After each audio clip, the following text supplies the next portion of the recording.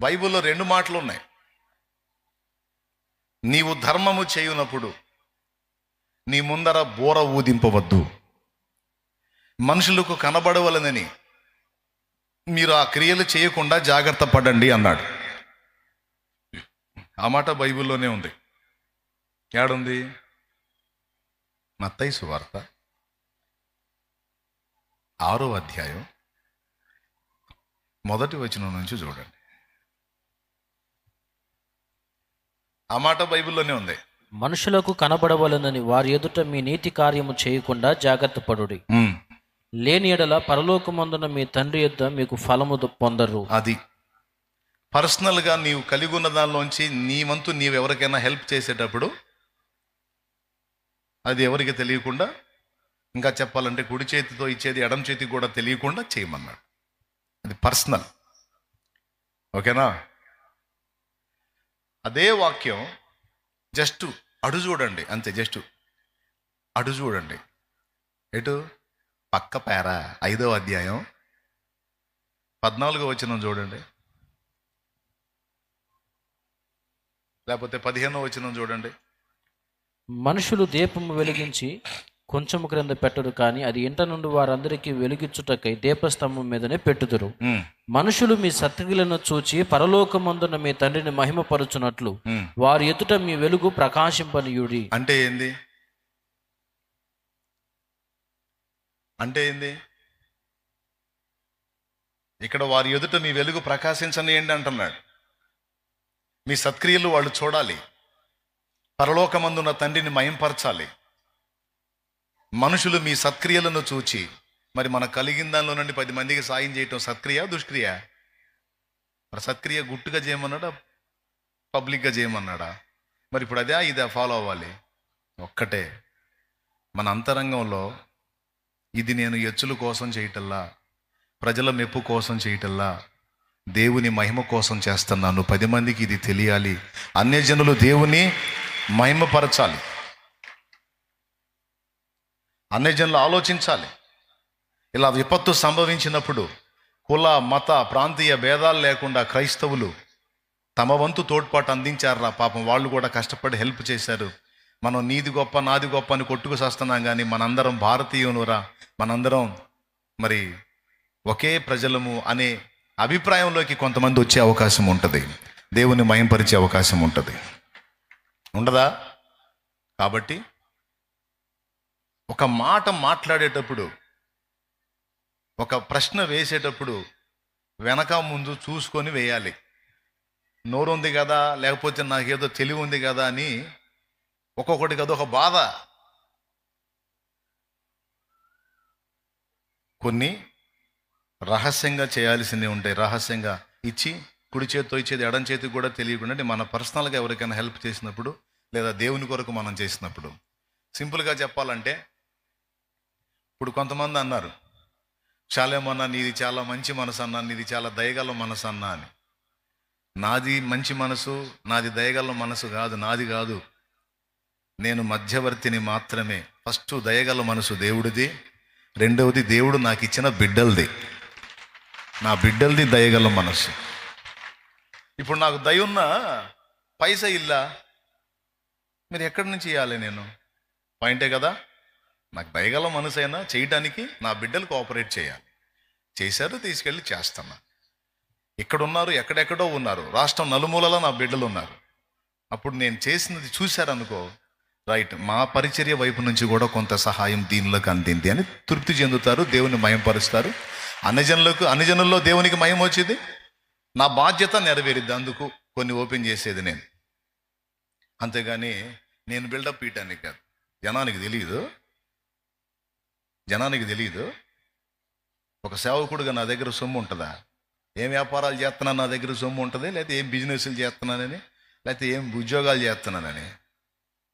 నేను తినే పట్టెడు అన్నం కూడా దేవుడు మిమ్మల్ని ప్రేరేపించి ఇచ్చే దానిలో నుండి నేను తింటున్నాను.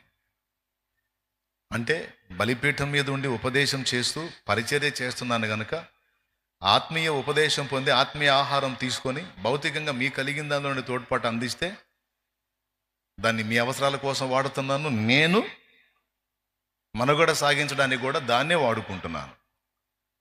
ఓపెన్గా చెబుతున్నా. మరి చెప్పమని ఏముండో. దేవునికి స్తోత్రం. ఇంత పచ్చిగా పిచ్చిగా ఓపెన్గా వాస్తవం నేను మాట్లాడేది. మా అయ్య సొమ్మ, మా తాత సొమ్మ. కాబట్టి షాలేమురాజు అన్న వెళ్ళి ఇస్తున్నాడు అంటే అర్థం ఏంటంటే సంఘము సపోర్ట్ చేస్తుంది. అది తండ్రి సన్నిధిది. అర్థమైందా? ఎవరిది? తండ్రి సన్నిధి పరిచర్య, తండ్రి సన్నిధి ఫ్యామిలీ.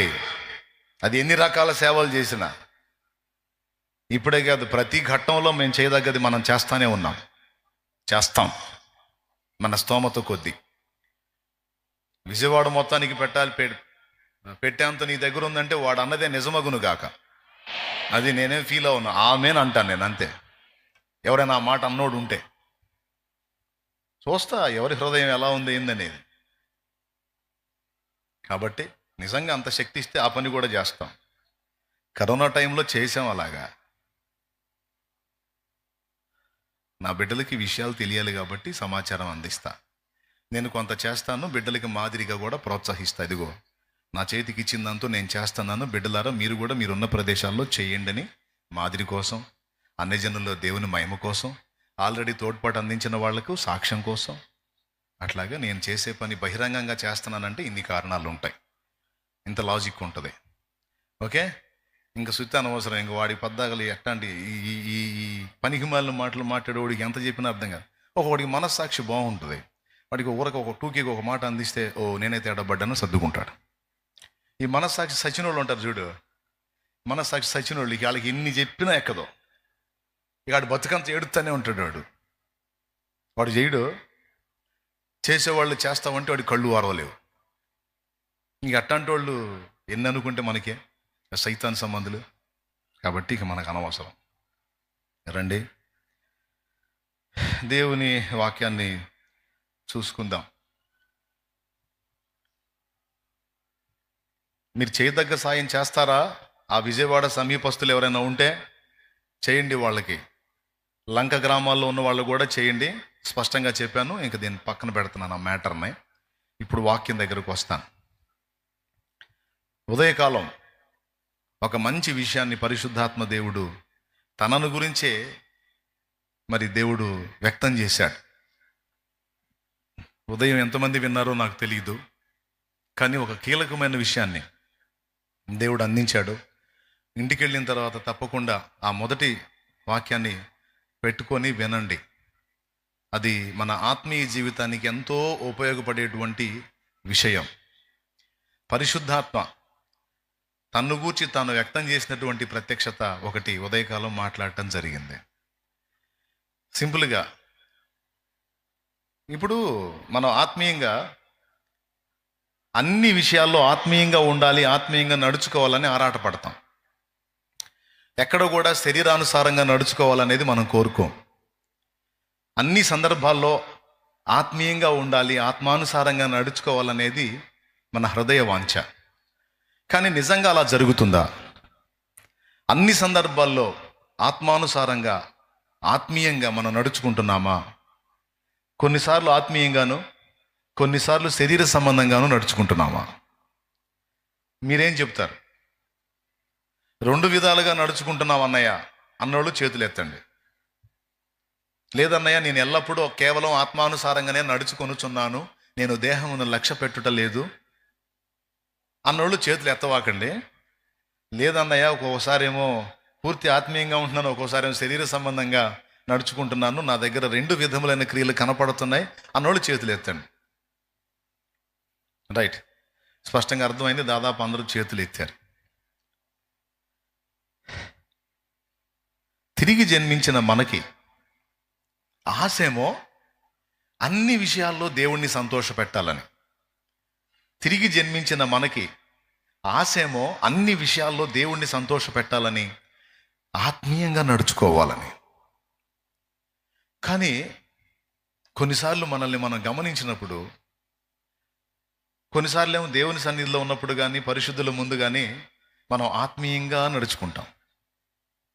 వాళ్ళు పక్కకెళ్ళిన తర్వాత, సన్నిధి నుంచి పక్కకెళ్ళిన తర్వాత శరీర సంబంధాలు కనపడ్డప్పుడు మళ్ళీ శరీరానుసారమైనటువంటి ప్రవర్తనలోకి వెళ్ళిపోతున్నాం. ఆశేమో పూర్తిగా ఆత్మానుసారంగా నడుచుకోవాలని, కానీ అలా జరగట్లా. సింపుల్గా చెప్దాం, ఇప్పుడు అందరికీ చేతుల్లో సెల్ ఫోన్లు వచ్చినాయి. సెల్ ఫోన్ ఉంది అంటే సినిమాలు సమృద్ధిగా ఉంటాయి, దానిలో ఏదో లోకానుసారమైన చెత్త అంతా అందులో ఉంటుంది. నువ్వు చూసే కొంత వస్తూ ఉంటాయి, వందల వేల వీడియోలు వస్తూనే ఉంటాయి. రీల్స్ ఉంటాయి కదా, వస్తూనే ఉంటాయి. అబ్బోయని నీకు తెలుసా? మరి నా చేతిలో కూడా సెల్ ఉన్నప్పుడు మరి నేను కూడా తిప్పుతూ ఉంటాగా. తెలుసు, చూశాను. అయితే ఒక విషయం, అంటే సెల్ ఫోన్లో న్యూస్ని చూస్తాను, పబ్లిక్ దేనికి బానిసలు అవుతున్నారో వాటిని కూడా అబ్జర్వ్ చేస్తాను. మరి ఒక నాయకుడిగా నేను ఉన్నప్పుడు మరి అవతల పరిస్థితులు ఏంటో తెలుసుకోవాలంటే వాటిని నేను అబ్జర్వ్ చేయాలి, చేశాను కూడా. సహజంగా అనిపించింది, కాసేపు దేవుని వాక్యం విన్నా, కాసేపు అసలు లోకంలో ఏం జరుగుతుందో తెలుసుకుందామని అందులో మొహం పెట్టి ఇక లోకానుసారమైన చెత్తంతా చూసే పరిస్థితి ఏర్పడుతుంది. అవునా కాదా? షో చేయకుండా ఉన్నది ఉన్నట్టు యథార్థంగా చెప్పాలి. అవును అన్నోళ్ళు చేతులు ఎత్తండి, కరెక్టేనా అన్నయ్య? అది పెద్ద సైతాన్ అయిపోయింది.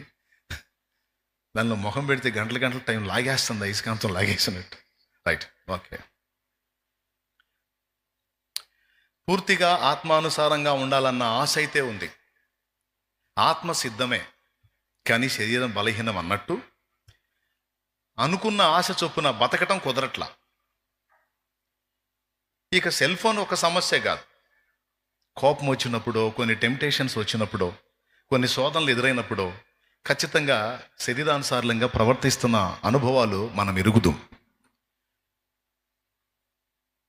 కొన్నిసార్లు మనకే ప్రశ్న, అసలు నేను ఆత్మ సంబంధినేనా? అసలు పరిశుద్ధాత్మ నాలో ఉన్నాడా? అసలు నేను దేవుని ఆత్మను కలిగే ఉన్నానా? నా ఆలోచనలు ఏంది ఇంత దరిద్రంగా ఉన్నాయి? నా ప్రవర్తన ఏంది ఇంత చండాలంగా ఉంది? నేనేంది అసలు ఇంత వీక్గా ఉన్నాను? ఏంది నేను? అసలు దేవుడు నన్ను అంగీకరిస్తాడా అనే ప్రశ్న మీకు కలిగిందో లేదో కానీ నాకు కలిగింది. ఇది నేను నా ఆత్మీయ జీవితం గత 20 సంవత్సరాలకు పై చిలుకు నేను దేవునితో నడక మొదలుపెట్టి 2002లో నేను రక్షింపబడ్డాను. 2024 ఇదంటే 22 సంవత్సరాల, అంతగా ఇంచుమించు 22 సంవత్సరాలు. ఈ 22 సంవత్సరాల విశ్వాస యాత్రలో రకరకాల అనుభవాలు చూశా.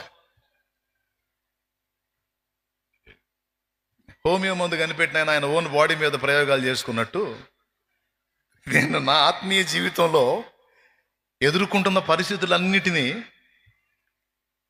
ఒక నోట్స్ ప్రిపేర్ చేసుకుంటున్నట్టు నా హృదయంలో కొన్ని నోట్స్లు ప్రిపేర్ చేసుకున్నా.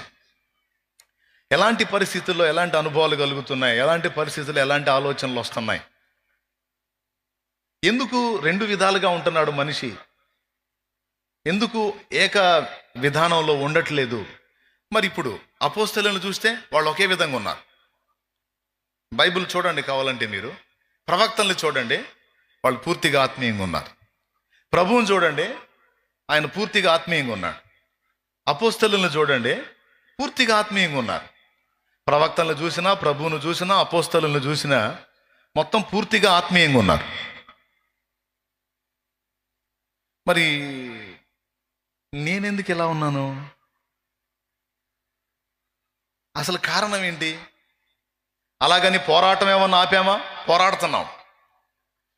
ఎట్లనన్నా పరిపూర్ణత రావాలి, ఎట్లనన్నా పరిపూర్ణత పొందాలని తిప్పలు పడుతున్నాం, కుస్తీ పడుతున్నాం. ఎంత ప్రయత్నం చేస్తున్నాం అంత వెనక్కి నెట్టబడుతున్నాం, వల్ల కావట్లా. దీనంతటికి గల కారణం ఏంటి? పోనీ అసలు ఉండనోళ్ళం పూర్తిగా ఆత్మీయతను వదిలిపెట్టి లోకానుసారంగా ఉంటామా? అది చేతగాట్లా. దేవుణ్ణి వదిలిపెట్టి ఉండలేకపోతున్నాం. అలాగని దేవుళ్ళలో మరి పరిపూర్ణంగా ఉంటున్నామా అంటే అది చేతగాట్లా.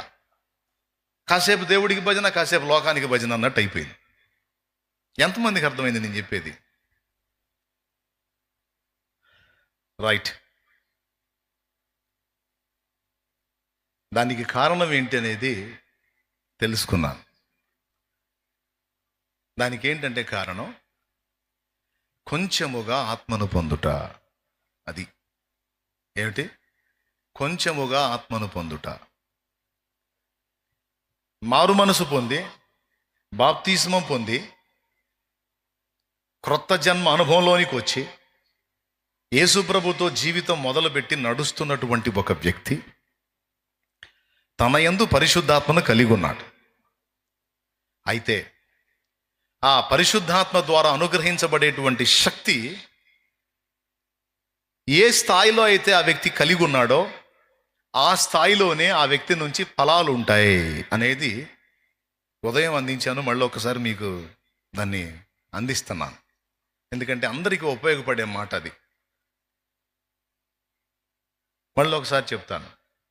ఏమిటి కారణం అంటే, ఒక్కొక్క వ్యక్తి తాను పొందిన ఆత్మ యొక్క ప్రభావాన్ని బట్టి, ఆత్మ యొక్క శక్తిని బట్టి తన క్రియలు ఉంటాయి అనేది స్పష్టంగా గుర్తించాను. ఉదాహరణకి పొద్దున్న నేను చూపించాను. ఒక 8 సంవత్సరాల బాబు మీద, ఒక 8 ఏళ్ల బాబు మీద, 8 ఏళ్ల వయసు ఉన్న బాబు మీద 60 కేజీల బస్తాన్ని మనం వేయగలమా? వాడు మొయ్యగలడా? మొయ్యలేడు. వాడికి ఎంత శక్తి ఉందో ఆ శక్తి కొలది వాడు మోస్తాడు, అంతకు మించి వాడు మొయ్యలేడు. ఉదాహరణకి 8 ఏళ్ల బిడ్డ అనుకోండి, వాడికి ఒక 5 కేజీలే ఎక్కువ బరువు. ఆ 5 కేజీల బరువే నెత్తిన పెడితే వాడు మెడక ఎట్టట్టు ఊపుతాడు, కొంగు ఊపినట్టు. అదే ఒక 25 ఏళ్ల వ్యక్తి అనుకోండి, నువ్వు 60 కేజీల బస్తా నెత్తి మీద పెట్టినా సరే అలాగే ఎత్తుకొని వెళ్ళిపోతాడు. Praise the lord. ఎంతమంది ఒప్పుకుంటారు? అంటే వారి వయసును బట్టి శక్తి ఉంటుంది, వయసును బట్టే జ్ఞానం ఉంటుంది. పిల్లల్ని తీసుకుందాం. 8 ఏళ్ల వాడు నాకు తెలిసి ఒక 5-6 కిలోలు మొయ్యగలడు. ఒక 8 ఏళ్ల వయసు ఉన్నవాడు ఏదైనా చెప్పగలడా? ఏదైనా చేయగలడా? అంత జ్ఞానం వాడికి ఉంటుందా? వాడిని మోసం చేయటం ఈజీ. 8 ఏళ్ల బాబుని మోసం చేయటం ఈజీ. వాడికి తెలియదు అన్నీ. వాడు స్కూల్ నుంచి బయటకు వచ్చినప్పుడు రోడ్డు మీద మీ నాన్న పడిపోయాడు, ఆడి మెడలోనే ఉంటుంది కార్డు, అందులో వాడి తండ్రి పేరు ఉంటుంది. అది చదివి మీ నాన్న పేరు ఫలానా కదా, ఆ రోడ్డు మీద పడున్నాడు మీ నాన్న అని చెబితే 8 ఏళ్ల బిడ్డ కాదు, 12 ఏళ్ల బిడ్డ కూడా మోసపోయిపోయారు. ఢిల్లీ దగ్గర నోయిడాలో జరిగిన నిఠారి వరుస హత్యలలో మీకు ఎప్పటికి కూడా నెట్లో సెర్చ్ చేస్తే దొరుకుతుంది. నిఠారి వరుస హత్యలని ఢిల్లీ దగ్గర నోయిడాలో ఒకడు 2 పని వాళ్ళని కలుపుకొని 3 కలిసి దాదాపు 40 కంటే ఎక్కువ మంది పిల్లల్ని చంపారు. ఎట్లా అని తెలుసా? ఇట్లానే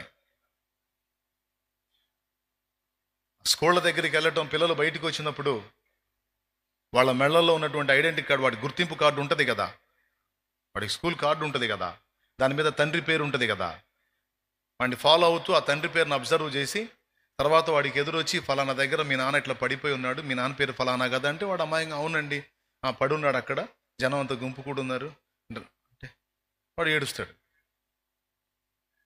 లేదా అమ్మ ఏడ్చిద్ది, నేను తీసుకెళ్తుందా బాధపడవాక, వెంటబడి వెళ్ళిపోయింది.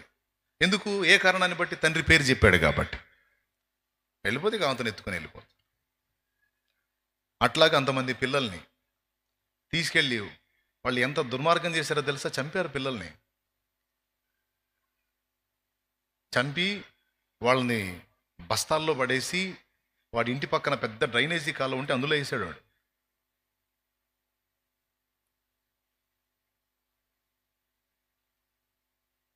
వాళ్ళ సైకోయిజం.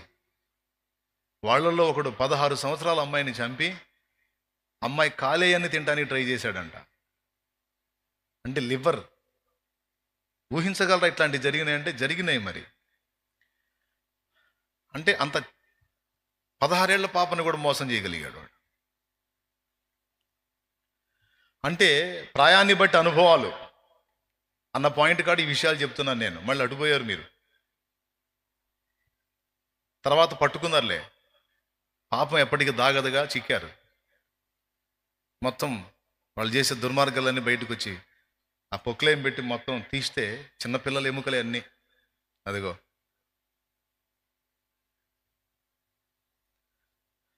ఎంతమంది పిల్లల్ని డ్యామేజ్ చేశారో చూడండి. వాళ్ళు తీసేనన్న మళ్ళీ అడ్డుపోయిద్ది, మన అంశం అడ్డుపోయిద్ది. ఒకసారి స్తోత్రం చెప్పండి అందరూ, గట్టిగా చెప్పండి.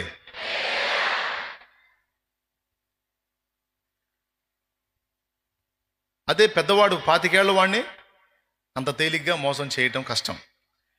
మీ నాన్న అక్కడ పడున్నాడు అంటే అలాగాని వాడు బాడు. మా నాన్న ఆడబడున్నాడు నీకోటి చెప్పాడు, నీకెట్ట తెలుసు, అయినా అసలు నేను ఎట్ట కనపడుతున్నా నీకు, ఇట్రా ముందు ఇట్రా అంటారాన్రా. అదే అనుభవం లేనోడు, జ్ఞానం లేనోడు ఊరకనే మోసపోతాడు. సో 8 ఏళ్ల బిడ్డ 8 కేజీల బరువు కూడా గట్టిగా మొయ్యలేనట్టు, అదే వాడు 25 ఏళ్ల వాడైతే వాని వయసును బట్టి, వాడి శరీర ఆకృతిని బట్టి వాడు 60 కేజీలని కూడా మోయగలడు. ఎందుకంటే శక్తిని బట్టి వాడు వెయిట్ మోయగలడు, వానికి ఉన్న శక్తిని బట్టి. 8 ఏళ్ళ వాడికి ఎక్కువ శక్తి ఉండదు, వాడు ఎక్కువ మొయ్యలేడు. 25 ఏళ్ళ వాడికి ఎక్కువ శక్తి ఉంటుంది, వాడు మొయ్యగలడు. ఇప్పుడు మనకి ఇవ్వబడినటువంటి శక్తి, మనం కలిగి ఉన్న శక్తిని బట్టే మన క్రియలు ఉంటాయి. మనం కొద్ది శక్తిని పొందుకొని ఎక్కువ క్రియలు చేయడానికి ఆశపడితే కుదరదు అంటుంది వాక్యం. నువ్వు ఎక్కువ కార్యాలు చేయాలి, వాళ్ళంత పరిపూర్ణతలోనికి నువ్వు రావాలి అంటే వాళ్ళు పొందినంత శక్తి నువ్వు పొందాలి. అది రహస్యం. ఇది మనకు తెలియదు. నేను కూడా పరిశుద్ధాత్మను పొందుకున్నాను, నేను కూడా భాషలు మాట్లాడుతున్నాను. మరి నేను భాషలు మాట్లాడుతున్నప్పుడు, పరిశుద్ధాత్మను పొందుకున్నప్పుడు నేను అన్ని విషయాల్లో పరిపూర్ణంగా ఉండాలి కదా. మళ్ళీ ఎందుకు ఒక్కోసారి శరీర సంబంధంగా ప్రవర్తిస్తున్నాను, ఏంది శరీర సంబంధంగా క్షమించలేకపోతున్నాను, కోప్పడుతున్నాను, కొన్నిసార్లు పరుష పదజాలం వాడుతున్నాను, చేయెత్తి కొడుతున్నాను, కొన్నిసార్లు టెంప్టేషన్స్కి ఎఫెక్ట్ అవుతున్నాను. ఎందుకు ఇట్లా జరుగుతుంది అనే ప్రశ్నకు సమాధానం ఇది. దేవునికి స్తోత్రం. ఏంటి దానికి కారణం? శక్తి లేకపోవుట. ప్రవక్తలను చూస్తారు, వాళ్ళలాగా నేను ఉండాలనుకుంటారు. అపోస్తలను చూస్తారు, వాళ్ళలాగా ఉండాలనుకుంటారు. యేసయ్యను చూస్తారు, యేసయ్యలాగా బతకాలా అనుకుంటారు. కానీ క్రియలోకి వచ్చేటప్పటికి అది సాధ్యం కాదు. ప్రవక్తలు అలా ఎలా ఉండగలిగారు? ప్రభువు అలా ఎలా ఉండగలిగాడు? అపోస్తలు అలా ఎలా ఉండగలిగారు? ఈ రోజున్న భక్తుల్లో మీరు కూడా కొంతమంది ఆత్మీయులు చూస్తారు, మీ పక్కనే, మీ ఇళ్ళ దగ్గర, మందిరంలోనో కొంతమంది ఆత్మీయులు చూస్తారు. చూసినప్పుడు మీకు ఆశ కలిగిద్ది, ఆమె కూడా నాలాంటిదేగా, మరి ఆమె బలహీనతను జయించగలిగినప్పుడు నేనెందుకు జయించలేకపోతున్నాను? ఇప్పుడు నువ్వు సినిమా చూసేస్తున్నావు ఈజీగా, కానీ నీ ఇంటి పక్కన ఒక ఆత్మీయురాలు ఉంది. ప్రయత్నించి కాసేపన్నా ఆమె ఒక మూవీ చూసేటట్టు ట్రై చేస్తే ఆమె చూడదావు. అక్క ఒక మూవీ రిలీజ్ అయిందక్క, సూపర్ ఉంది, మామూలు లేదు అసలు, చూడక్క, అందులో చెడే లేదక్క, సబ్జెక్ట్ ఉంది అక్క, చూడక్క. సబ్జెక్ట్ లేదు, అది బొందలేదు. బైబిల్లో లేని సబ్జెక్టు లోకంలో ఏముందమ్మా? ఉన్న సబ్జెక్ట్ అంతా బైబిల్లో ఉంది. బైబిల్లో ఇవ్వని జ్ఞానం లోకం ఏమి ఇచ్చింది? హల్లెలూయా. నేను చూడమ్మా ఆ సైతాన్ గోల, నాకు ఆ టైం వేస్ట్ అవ్వటం నాకు ఇష్టం లేదు, 2-3 గంటలు ఎందుకమ్మా దాన్ని తగలబోస్తే, నేను చూడను అని వెళ్ళిపోతారు. ఆ మనిషి అట్ట వెళ్ళిపోయిన తర్వాత ఈ మనిషి కూర్చొని ఆలోచిస్తుంటది. ఒక్క సినిమాని ఊరకట్ల కాసేపు 10 నిమిషాలు ఆ మనిషి చేత చూపించలేకపోయాను, ఆ మనిషి చూచేటట్టు చేయలేకపోయాను. నేనేమో రోజుకో సినిమా చూస్తున్నా. ఎందుకు ఇలాంటి పరిస్థితి? మళ్ళీ ఆమె యేసుప్రభుని నమ్ముకుంది, నేను యేసుప్రభుని నమ్ముకున్నా. ఆమె భక్తి చేస్తుంది, నేను భక్తి చేస్తున్నా. ఆ మనిషి ఉన్నంత నీతి నియమంగా నేను ఎందుకు ఉండలేకపోతున్నా? పరిశుద్ధ జీవితం విషయంలో కావచ్చు, ఎదుటోళ్ళని క్షమించే విషయంలో కావచ్చు. ఎగ్జాంపుల్ చెప్తా. నాకు తెలిసిన ఒక తల్లి ఉంది, వాళ్ళ ఆయన చండాలంగా తిడతాడు. ఆమె ఆత్మీయురాలు. ఆమె రివర్స్ అయ్యి ఆయన తిట్టిద్దని వెంటబడి కదిలిచ్చి కవిచ్చి మరీ తిడుతుంటాడు. నేను చూసా కళ్ళారా. ఆమె మాట్లాడే పనే లేదు. ఆయన పచ్చి కోత కూస్తే స్తోత్రం అయ్యా, బిడ్డను క్షమించయ్యా అనుకుంటాం, పని చేసుకుంటా ఉంటుంది. ఏయ్ నిన్నే అని మళ్ళీ అంటాడు. స్తోత్రం ప్రభా నీకు వందనాలయ్యా అని. నా కడుపులో మండిపోయింది ఒకసారి చూసి. నాకే అంత పచ్చి కోత కూశాడు ఆయన. మనిషి జన్మెత్తావా, అంత దారుణంగా మాట్లాడుతున్నావు అడుగుదాం అనిపించింది. నా భార్య నేను అనుకుంటే నువ్వే ఉడిరా అంటాడే, మళ్ళీ ఎందుకు వచ్చిన గొడవ? గుటకలు మింగి చూశా, వెంటబడి పచ్చి కోతలో కోస్తా ఉన్నాడు. ఆమె ఒక్క నోరెత్తి ఒక శాపవచనం పలకలా, ఒక దుర్భాష మాట్లాడలా. ఆయన పచ్చి కోత కూసినప్పుడల్లా యేసయ్యా స్తోత్రం, బిడ్డని క్షమించాయా, తండ్రి సైతాన్ని బంధించు ప్రభా, నీ బిడ్డ నోటిని కాయి తండ్రి. ఇట్లాంటి మాటలు మాట్లాడతాం, బంద్ చేస్తాం. మీరు చేయగలరా అట్లా? అబద్ధాలు ఆడకుండా నిజం చెప్పండి. వెంటబడి పచ్చి కోతలు కోస్తుంటే వాడిని కనీసం తన్నకపోయినా తిట్టకుండా ప్రభువుకు స్తోత్రాలు చెబుతా, ప్రభు బిడ్డని క్షమించు, బిడ్డ నోటిని కాయ సైతాన్ని బంధించని మీరట్ట చేయగలరా? వాడు 2-3 తిట్లు తిట్టగానే ఏయ్ అదే ఇదే అని అనుకో, ఏందిరా రే ఏం చెప్పు, ఏం పద్దాగలు నిన్ను తగ్గించుకొని పోతుంటే ఎగస్ట్రాల్ ఏందిరా, నన్ను రా అంటా, నిన్నుగా ఒకసారిగా 14 సార్లు అంటారా? తేల్చుకుందా? డౌట్ లేదుగా. దేవునికి స్తోత్రం, హల్లెలూయా. ఖాయమేనా? ఎంతమంది ముందు లేడీస్ వైపు నుంచి చేతులు ఎత్తారని నా నమ్మకం. కానీ ఆ టెంప్టేషన్లో, ఆ కోపం, ఆ శోధనలో దాన్ని కంట్రోల్ చేసుకోవటం కష్టం. నాకు అనిపించింది స్త్రీలలో ఓర్పు ఉంటుంది అనుకున్నాను, కానీ ఇంత ఓర్పా, అమ్మో నా వల్ల కాదు. తమ్ముళ్ళలో కూడా కొంతమంది తమ్ముళ్ళలో నేను చూస్తాను, వాళ్ళు నాకంటే ఓర్పు కలిగి ఉంటాను. నేను వాళ్ళతో డైరెక్ట్గా చెబుతాను, నువ్వు ఎదుర్కొన్న అదే శోధన నేను ఎదుర్కొంటే వాడిని ఖచ్చితంగా కొడతా తమ్ముడు.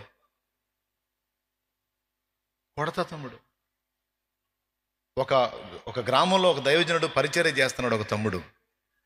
ఆ గ్రామంలో ఉన్న అన్ని జనులు దుర్మార్గులు ఆ తమ్ముడిని ఏమన్నారు తెలుసా? కానుకల కోసమే కదరా నువ్వు ఈ పని చేస్తుంది, నీ భార్యని ఇలా చేయరా, వచ్చి ఇచ్చేస్తారు, కానుక ఇస్తారు అనే మాట మాట్లాడాడు. మామూలు మాట కాదు అది. అంత మాట పడి కూడా ఆ మాట అన్నోడిని ఏమనకుండా ఆ తమ్ముడు ఏకాంత ప్రార్థనకి వెళ్ళాడు. ఆ చెల్లి ఫోన్ చేసింది నాకు, అన్నా మా ఆయన కనపట్టలా, ఇట్లా గొడవ జరిగిందన్నా, ఇంత పచ్చి మాట మాట్లాడారన్నా, ఏమన్నా చేసుకుంటాడేమని భయం పుడుతుందన్నా అని ఫోన్ చేసి నేను ప్రార్థన చేశా. తర్వాత 3 ఆ తమ్ముడు ఇంటికి వచ్చినాక ఫోన్ చేశాడు, ఏందన్నా ఫోన్ చేశావంట. నేను ప్రార్థన చేస్తానమ్మా, ఏం కాదు, ఏం చేసుకోడు, వస్తాడు,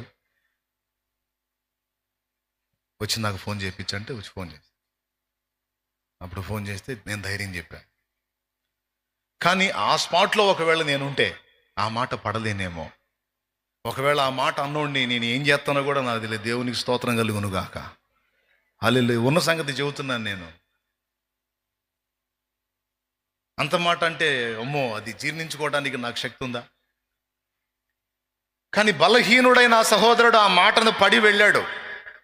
ఆ మాట ఆ బిడ్డను కూసినప్పుడు సంఘం 20 మంది, ఈరోజు 250 నుంచి పైన సంఘం, 250 మంది పైచిలుగు సంఘం. దేవునికి మహిమ కలుగును గాక. హల్లెలూయా. నేను కూర్చొని ఆలోచించుకున్నా, నాకంత ఓర్పు ఉందా? వాడు ఆ మాట అన్న మరుక్షణమే వాడి ముక్కుల్లో రక్తం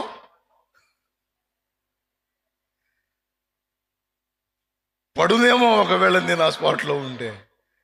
అమ్మో బాబాయ్, యేసు రక్తం వేసేయం. అంత ఓపిక. నేను అట్లా ఆలోచించుకుంటాను. నేను ఒకటి గుర్తించాను, వాళ్ళు అదే ప్రభువుని సేవిస్తున్నారు, నేను అదే ప్రభువుని సేవిస్తున్నాను, ఆ తల్లి నా ప్రభువునే సేవిస్తుంది. వాళ్ళు అలా అంత నిగ్రహంగా, అంత ఓర్పుగా, అంత కంట్రోల్గా ఉండగలిగినప్పుడు నేనెందుకు ఉండలేకపోతున్నాను? నేనెందుకు సహించలేకపోతున్నాను? ఇప్పుడు మీకు డౌట్ వచ్చింది, శాలేమన్నా ఇప్పుడు నిజంగా నువ్వు అదే బాపతా? ఎవడన్నా ఎగస్ట్రాలు మాట్లాడితే ఇక రక్తం పడతా కొడతావా? అయ్యా నేను చెప్పట్లేదు ఇప్పుడు కొడతానని. ఆ సందర్భాన్ని బట్టి అట్లా ఆలోచించుకున్నాను నేను. ఏమో దేవుడు ఓపికిస్తే అలాంటి మాటలు కాదు. అవసరమైతే దేవుని కోసం ప్రాణాలు అప్పజెప్పడానికైనా దేవుడు నిర్ణయిస్తే దాన్ని నేను తప్పించుకోగలనా? దేవుడు ఆ శక్తిని ఇస్తే ప్రాణం అప్పజెప్పడానికైనా నేనైనా నువ్వైనా సిద్ధం. దేవునికి మహిమ. హల్లెలూయా. అదే మనం క్రీస్తు కోసం నీతి నియమాలతోనే నిలబడలేకపోతున్నాం. వాళ్ళు అసలు ప్రాణాలు అప్పచెప్పారు, ఎట్లా సాధ్యం ఇది అని డౌట్. అసలు వీళ్ళు ఎట్ట భరిస్తున్నారు ఈ మాటలు అనేది డౌట్. మీలో ఎవరైనా మీకంటే ఎక్కువ ఆత్మీయత గలవాళ్ళని చూసారా? చూసినప్పుడు మీకు అనిపించిందా, అది వీళ్ళు ఎలా ఉండగలుగుతున్నారు, నేను ఎలా ఉండలేకపోతున్నాను? ఎంతమందికి అనిపించింది? రైట్. అంటే మీలో కొంతమంది ఆత్మీయ స్పృహ కలిగిన వాళ్ళు ఉన్నారు, పరిశోధన చేస్తున్నారు ఎట్లా సాధ్యం. నేను చెప్పినవన్నీ నిజాలే, అబద్ధాలు కాదు. అంటే నేను ఏం గుర్తించానంటే, నేను ప్రభులోనే ఉన్నాను, వాళ్ళు ప్రభులోనే ఉన్నారు, కానీ నేను 20% ఆత్మను పొందుకొని ఉంటే వాళ్ళు 70% ఆత్మను కలిగి ఉన్నారు. అందువల్ల అది సాధ్యమైంది. నేను ఆత్మను పొందుకున్నా. మళ్ళీ ఒకసారి చూపిస్తా. పొద్దున ఈ విషయం అందించాను, దాని ప్రాముఖ్యతను బట్టి మళ్ళీ నేను చెప్పాల్సి వస్తుంది.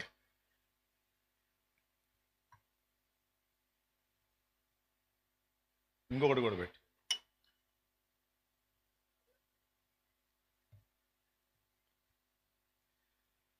ఇప్పుడు ఇందులో నీళ్లు ఉన్నాయా లేవా? అందరూ చెప్పండి, ఉన్నాయా లేవా? మరిన్ని ఉన్నాయా, చాలా ఉన్నాయా, కొన్ని ఉన్నాయా? కొన్నైనా మరిన్నైనా ఎన్నైనా కానీ నీళ్లు ఉన్నాయా లేవా? అది ఉన్నాయి. నీళ్ళు ఉన్నట్ట లేనట్ట? అట్లాగే మనం కూడా ఆత్మని కలిగి ఉంటాం, ఆత్మశక్తిని కలిగి ఉంటాం. కొంచెంగా కలిగి ఉన్నా కలిగి ఉన్నట్టే, నిండా కలిగి ఉన్నా కలిగి ఉన్నట్టే. కానీ ఈ కొంచెం నీళ్లు కనీసం ఒక్కటి దప్పికన్నా తీరుస్తాయా? కొద్దిగా సౌండ్ పెంచండి. తీరుస్తాయా బాబు? తీరుస్తాయా? రైట్. అలాగే నీళ్లు లేవా పెద్దగా?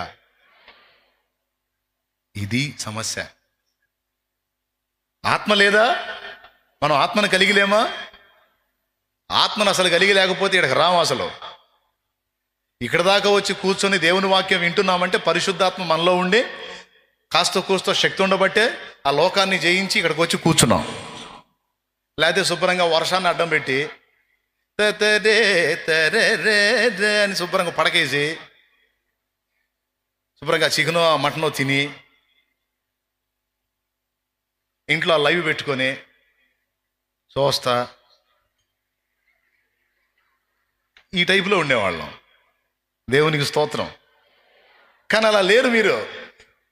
దేవుని ఆత్మచేత రేపబడ్డారు, ఆత్మను కలిగి ఉన్నారు. దేవుని సన్నిధికి వెళ్ళకపోతే ఎట్లా? వాన లేదు, వరద లేదు. మన నిత్యావసర వస్తువుల కోసం బాటల్లా, వానైనా వరదైనా, ఆఫీసులు బాటల్లా, పనులకు బాటల్లా. దేవుడి సన్నిధి పోవటానికి ఏం మాయ రోగం? చల్లే అనుకొని వచ్చారు మీరు. దేవునికి స్తోత్రం.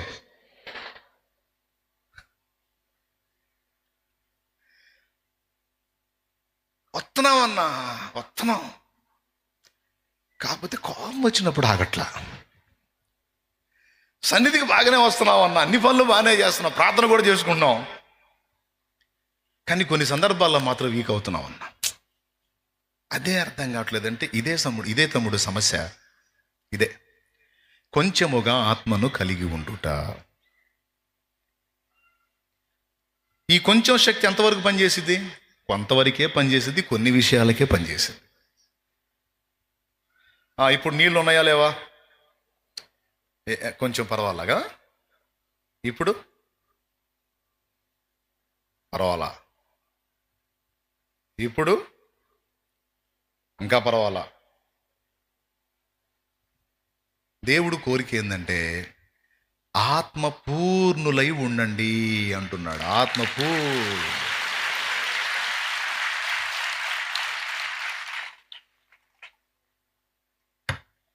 ఇప్పుడు మీకు ఈ విషయంలో కొంత సమాచారం అర్థమై ఉండాలి.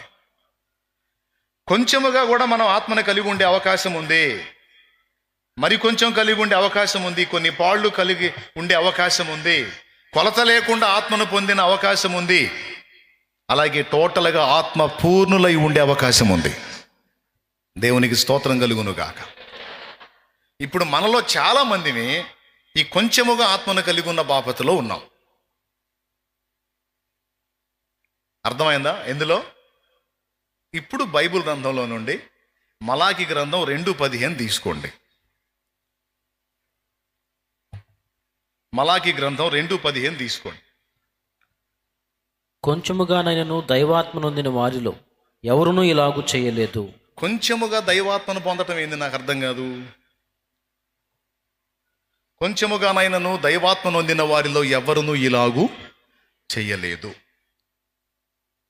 అంటే భార్యాభర్తల గురించి ఒక మాట మాట్లాడతాడు అక్కడ, మీరు తర్వాత చదువుకుందరు. కానీ ఆ ఒక్క మాట మీద మీ మనసు ఉంచండి. దేవుడు మనందరితో ఈ మాటలో నుంచి మనల్ని దర్శించి మాట్లాడునుగాక.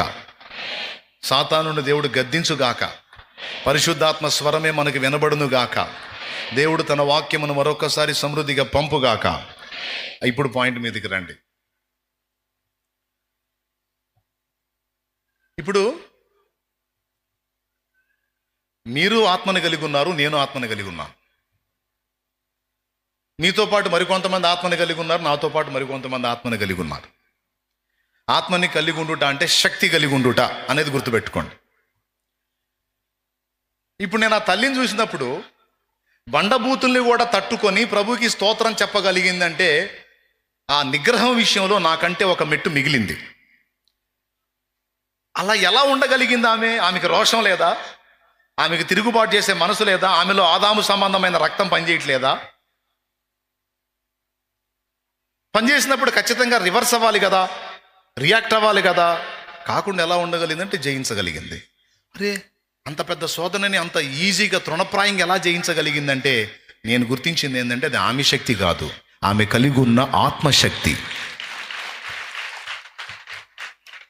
ఆమె కాదు, ఏ భక్తుడైనా ఏ భక్తురాలైనా దేవుడు చెప్పినటువంటి నీతి నియమాలలో నిలబడగలిగారు అంటే అది వారి వల్ల అయిన పని కాదు.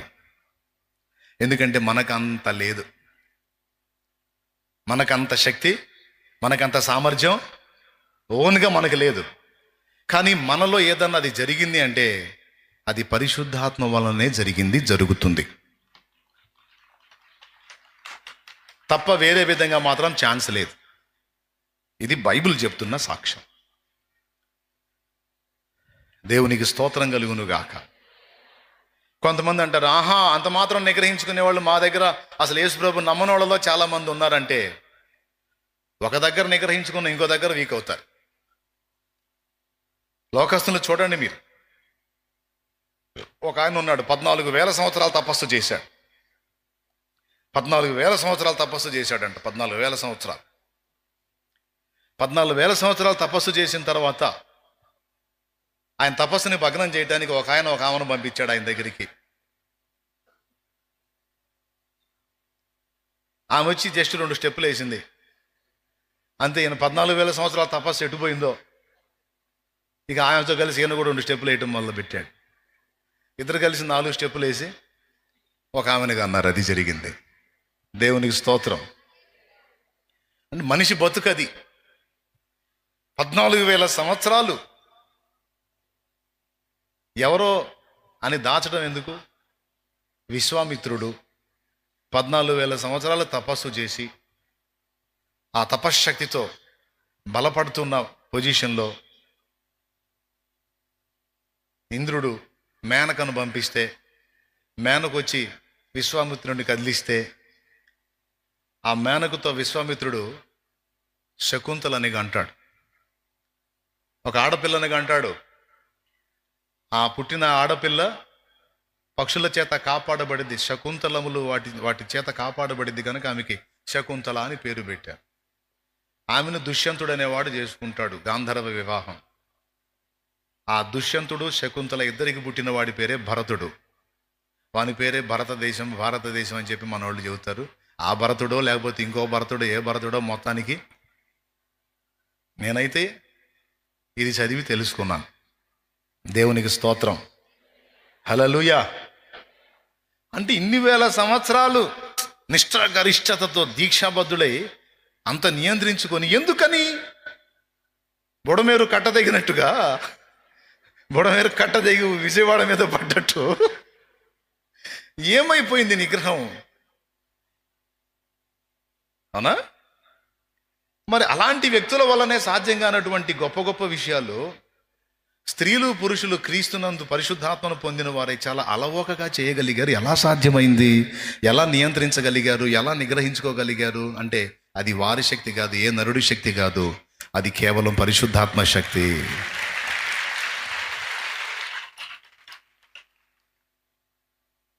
అంటే ఇప్పుడు మనం అనుకున్నటువంటి ఆత్మీయ కొలతల్లో నిలవాలంటే మన ఓన్ పవర్ పనికిరాదు, మనకి దేవుని శక్తి కావాలి. అందుకే యేసు ప్రభువారు పలుమార్లు చెప్పినటువంటి మాటల్లో ఒక మాట, పరిశుద్ధాత్మ కొరకు తండ్రిని అడగండి.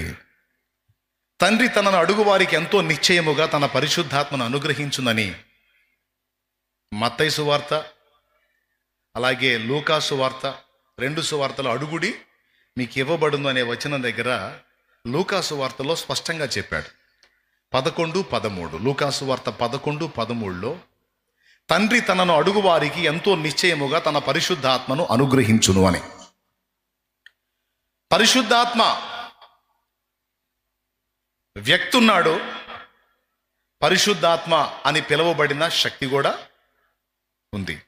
దేవుడు అనుగ్రహించే శక్తి కూడా పరిశుద్ధాత్మ అని పిలువబడింది.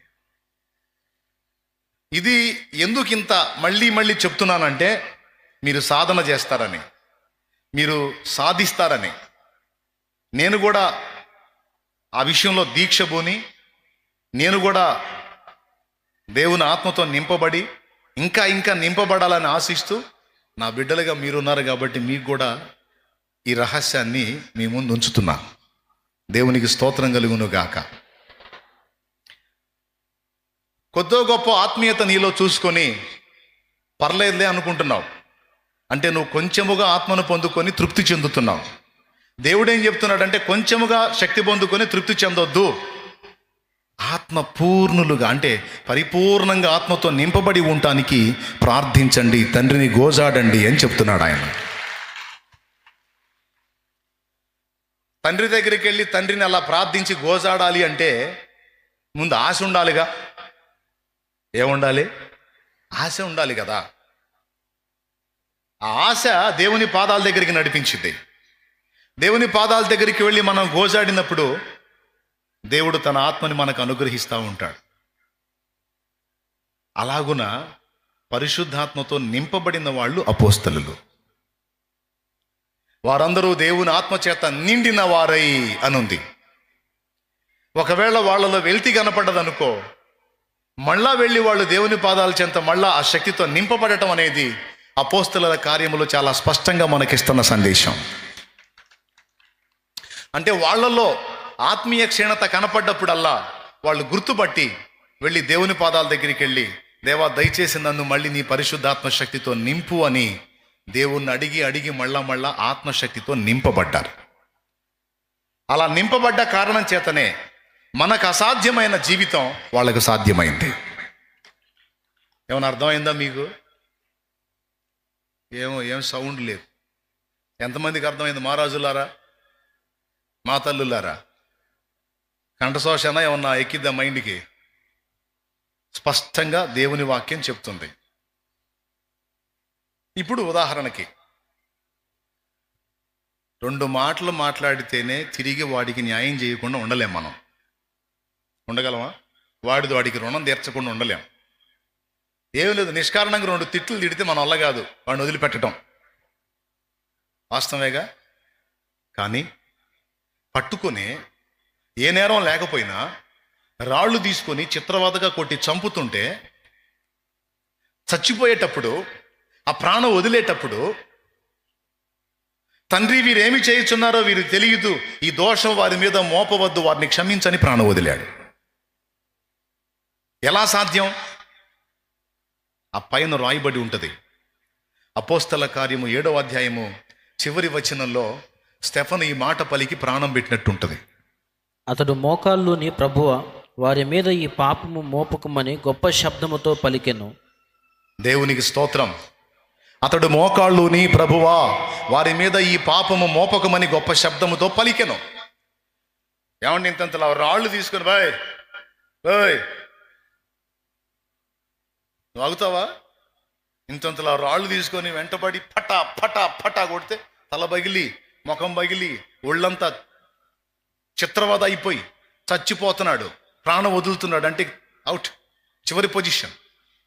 అంత దారుణమైన క్షోభలో అంత దుర్మార్గంగా కొట్టిన వాళ్ళని నువ్వు కనీసం శాపించకుండా ఉంటావా? తిట్టకుండా శపించకుండా ఉంటావా? ఒరే నీచులారా, నికృష్టులారా, కనీసం బూతులు కాకపోయినా పవిత్రమైన తిట్లు కొన్ని ఉన్నాయి ఇప్పుడు నేను చెప్పినాయి. నీచులారా, నికృష్టులారా, దౌర్భాగ్యులారా, మీరు నాశనం అయిపోతారు, అట్టబోతారు ఇట్ట. మరి అన్యాయంగా కొడుతుంటే కడుపు మండదండి.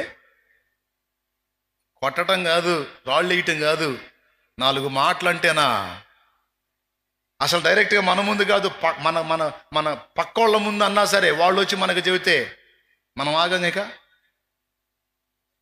4వ ఇంటి ఆమె మన పక్కింటి ఆమె ముందు మనల్ని తిట్టింది అనుకో, ఇక మనం ఆగం, మన మనిషి ఆగదు. ఇక ఆ మనిషిని కదిలించుకోవాలి.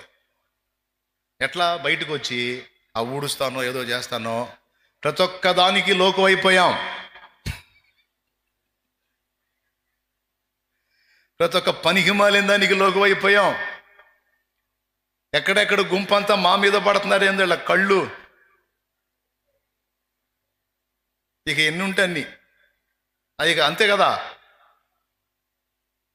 ఏందన్నయ్య వాస్తవాలు చెబుతున్నా అన్నాడు, చూస్తున్నారు నాకెళ్ళి. మరి నిజమేగా, ఆగదగా. ఏది మన ముందు తిట్టలా, మన ముఖం మీద అలా, ఎవరి ముందో ఏదో అంది, అది మన చెవికి వచ్చింది, ఇంకా ఆగదగా. కానీ కళ్ళ ముందు ఆంతుని రాళ్ళు తీసుకొని కొడతంటే ఎలా ఉండగలిగాడు? ఎలా క్షమించగలిగాడు? ఎలా పోనీలే అనుకున్నాడు? ఎలా ఈ నేరం వాళ్ళ మీద మోపకన్నాడు? ఇది ఆయన శక్తే? నో.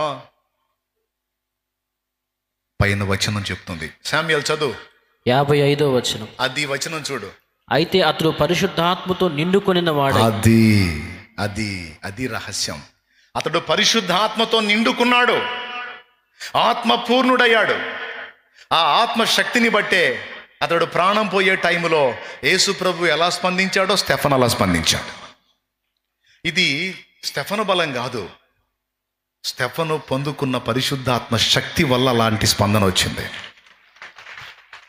ఈరోజు బ్రదర్, ఇక్కడున్న వాళ్ళ దగ్గర నుంచి ఆ చివరు ఉన్న వాళ్ళ వరకు, తిరిగి జన్మించిన వాళ్ళు, బాప్తిస్మం పొంది పరిశుద్ధపరచబడిన వాళ్ళు, పరిశుద్ధులుగా ఉండటానికి పిలువబడిన వాళ్ళు, ఓర్పు సహనాలు కోల్పోతున్నారు, నిగ్రహాన్ని కోల్పోతున్నారు, ఊరకనే రియాక్ట్ అవుతున్నారు, ఎదుటివాడిని క్షమించలేకపోతున్నారు. అంటే కారణం ఏంటో తెలుసా? స్టెఫను పొందినంత ఆత్మను పొంది ఉండకపోవుట. స్టెఫను 90% ఆత్మను పొందుంటే మనం ఏ 20%, ఏ 10%, ఏ 15% కలిగి ఉంటాం. ఆయన ఆత్మని కలిగి ఉన్నాడు, మనం ఆత్మని కలిగి ఉన్నాం, కానీ పర్సంటేజ్ ఒకటిగా. అపోస్తలులు పొందిన ఆత్మ వేరు, ఆ శక్తి వేరు. పాత నిబంధనలో ఏలియా ఎలీషాలను చూసిన, క్రొత్త నిబంధనలో అపోస్తలులను చూసిన, ఫిలిప్పును చూసిన, వాళ్ళ ప్రవర్తన అంతా వింతగా ఉంటుంది. ఎలా వాళ్ళు పొందిన ఆత్మను బట్టి అది సాధ్యమవుతుంది. ఈరోజు నా ఆత్మీయ బిడ్డలుగా, దేవుడు నాకు అప్పగించిన ఆత్మలుగా మీరు అందరూ ఉన్నారు కనుక, మీకు అందరికీ ఇది చాలా ముఖ్యం కనుక నేను మళ్ళీ చెప్తున్నా. దేవుని ముందు ఎప్పుడు మోకాళ్ళు వేసినా, దేవుని సన్నిధికి ఎప్పుడు నువ్వు వెళ్ళినా, ఖచ్చితంగా ఈ విషయాన్ని నువ్వు దేవునికి అడుగు. లూకాసు వార్త 11వ అధ్యాయంలో 13వ వచనం కాదు, ఆ పైన ఒక ఉపమానం చెప్పాడు. తన స్నేహితుడు స్నేహితుడు తన ఫ్రెండ్ ఇంటికి వెళ్ళి ఆ ఇంటి తలుపులేసుంటే తనకు కావలసినవి మాటి మాటికి సిగ్గుమాలి అడిగి వాని దగ్గర పొందినట్టు దేవుని పాదాల దగ్గరికి వెళ్ళి మాటి మాటికి దేవుని శక్తిని అడిగి పొందుకొని ఆ శక్తి చేత మనం పరిపూర్ణత సాధించగలం అనే రహస్యాన్ని దేవుడు లూకాసు వార్త 11లో స్పష్టంగా మనకు అందించాడు. ఓకే, మీరు చప్పట్లు కొట్టకపోయినా పర్లేదు, కానీ మ్యాటర్ మీకు అర్థమైతే నాకు అంతే చాలు. మీరు ఇది మొదలుకొని ఈ లోపాన్ని గుర్తించాలి. ఏ లోపాన్ని గుర్తించాలి? నేను ఆత్మని కలిగి ఉన్నాను కానీ కొద్ది శక్తినే కలిగి ఉన్నాను. అపోస్తలులు కలిగి ఉన్న పరిమాణంలో నేను ఆత్మని కలిగి లేను. యేసు ప్రభు కలిగి ఉన్న ఆత్మ పరిమాణంలో నేను అంత శక్తిని కలిగి లేను. యేసు ప్రభు కంటే కొలత లేదంట. తండ్రి తన్ను పంపిన వానికి కొలత లేకుండా ఆత్మను అనుగ్రహించునని రాసుంది. కొలత లేకుండా ఆత్మను అనుగ్రహించడం ఏంటి? తర్వాత ఇప్పుడు ఒక చిన్న మాట చెప్తా. యేసు ప్రభు బాప్తిసం పొందినప్పుడు పరిశుద్ధాత్మ ఆయన మీదకి వచ్చాడా లేదా? ఎంతమందికి తెలుసు? ఏ ఆకారంతో వచ్చాడని ఉంది? పావా? పావునమా? ఓకే, సరే, పావురాకారంతో వచ్చాడా? అప్పుడు ఆల్రెడీ ఆయన ఆత్మతో నింపబడ్డాడు కదా, పరిశుద్ధాత్మ ఆయన మీదకి వచ్చేసాడు కదా బాప్తిసం పొందినప్పుడే.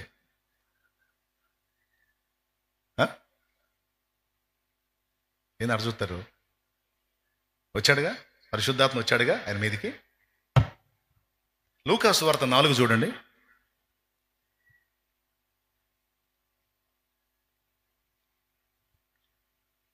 లూకాసు వార్త 4 చూడండి.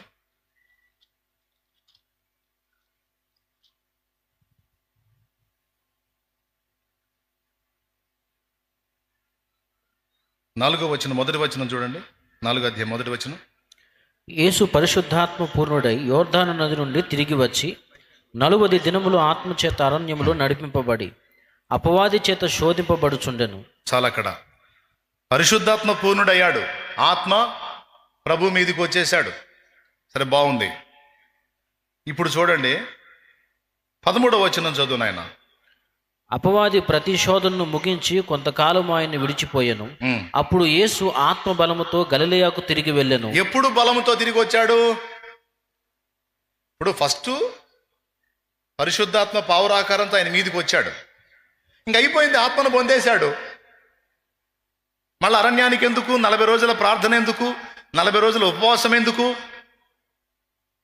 కానీ అరణ్యానికి వెళ్ళి మళ్ళా ప్రత్యేకంగా 40 days అక్కడ ఉండి ప్రత్యేకంగా ప్రార్థనలో గడిపి ఫాస్టింగ్ ఉండి తిరిగి వచ్చేటప్పుడు బలముతో వచ్చెను అని రాస్తుంది. దేవునికి స్తోత్రం కలుగును గాక. హల్లెలూయా.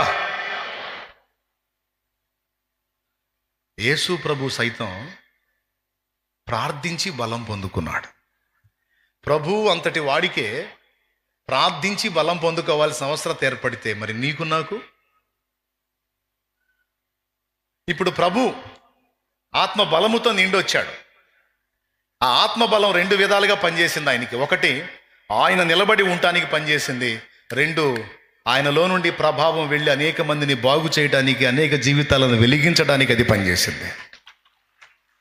ఆ పరిశుద్ధాత్మ ప్రభావం, ఆత్మ బలం.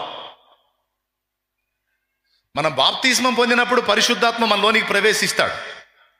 కానీ పరిశుద్ధాత్మ అందించేటువంటి శక్తి దేవుడు మనకు అందించాల. ఆ బలాన్ని ఆయన మనలో నింపే కొద్దీ మనలో పరిపూర్ణత సాధ్యమవుతూ ఉంటుంది.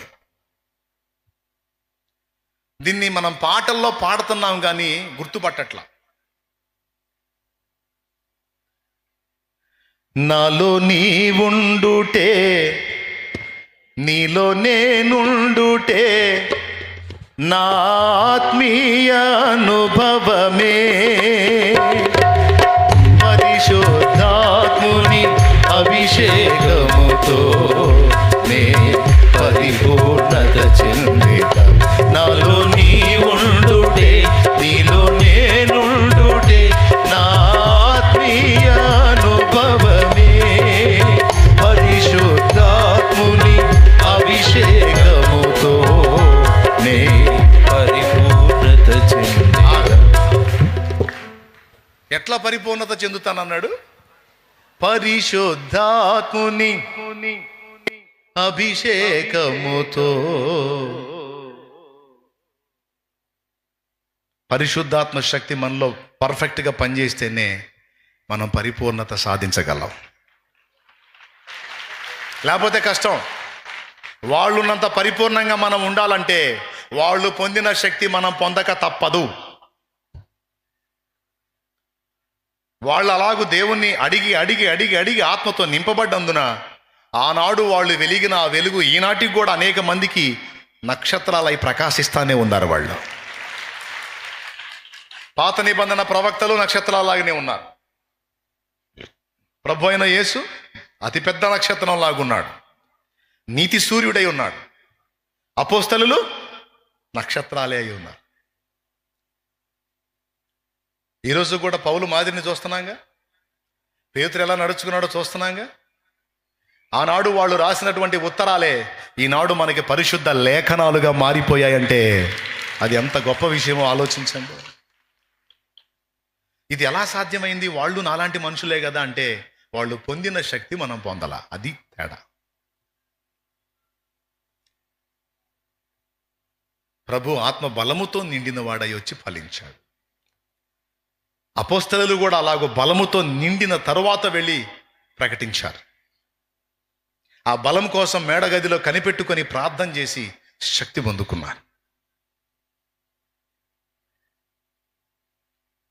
నేను ఒక మాట చెప్తానండి, నీళ్లలో మనుషులు కొట్టుకుపోతున్నారు.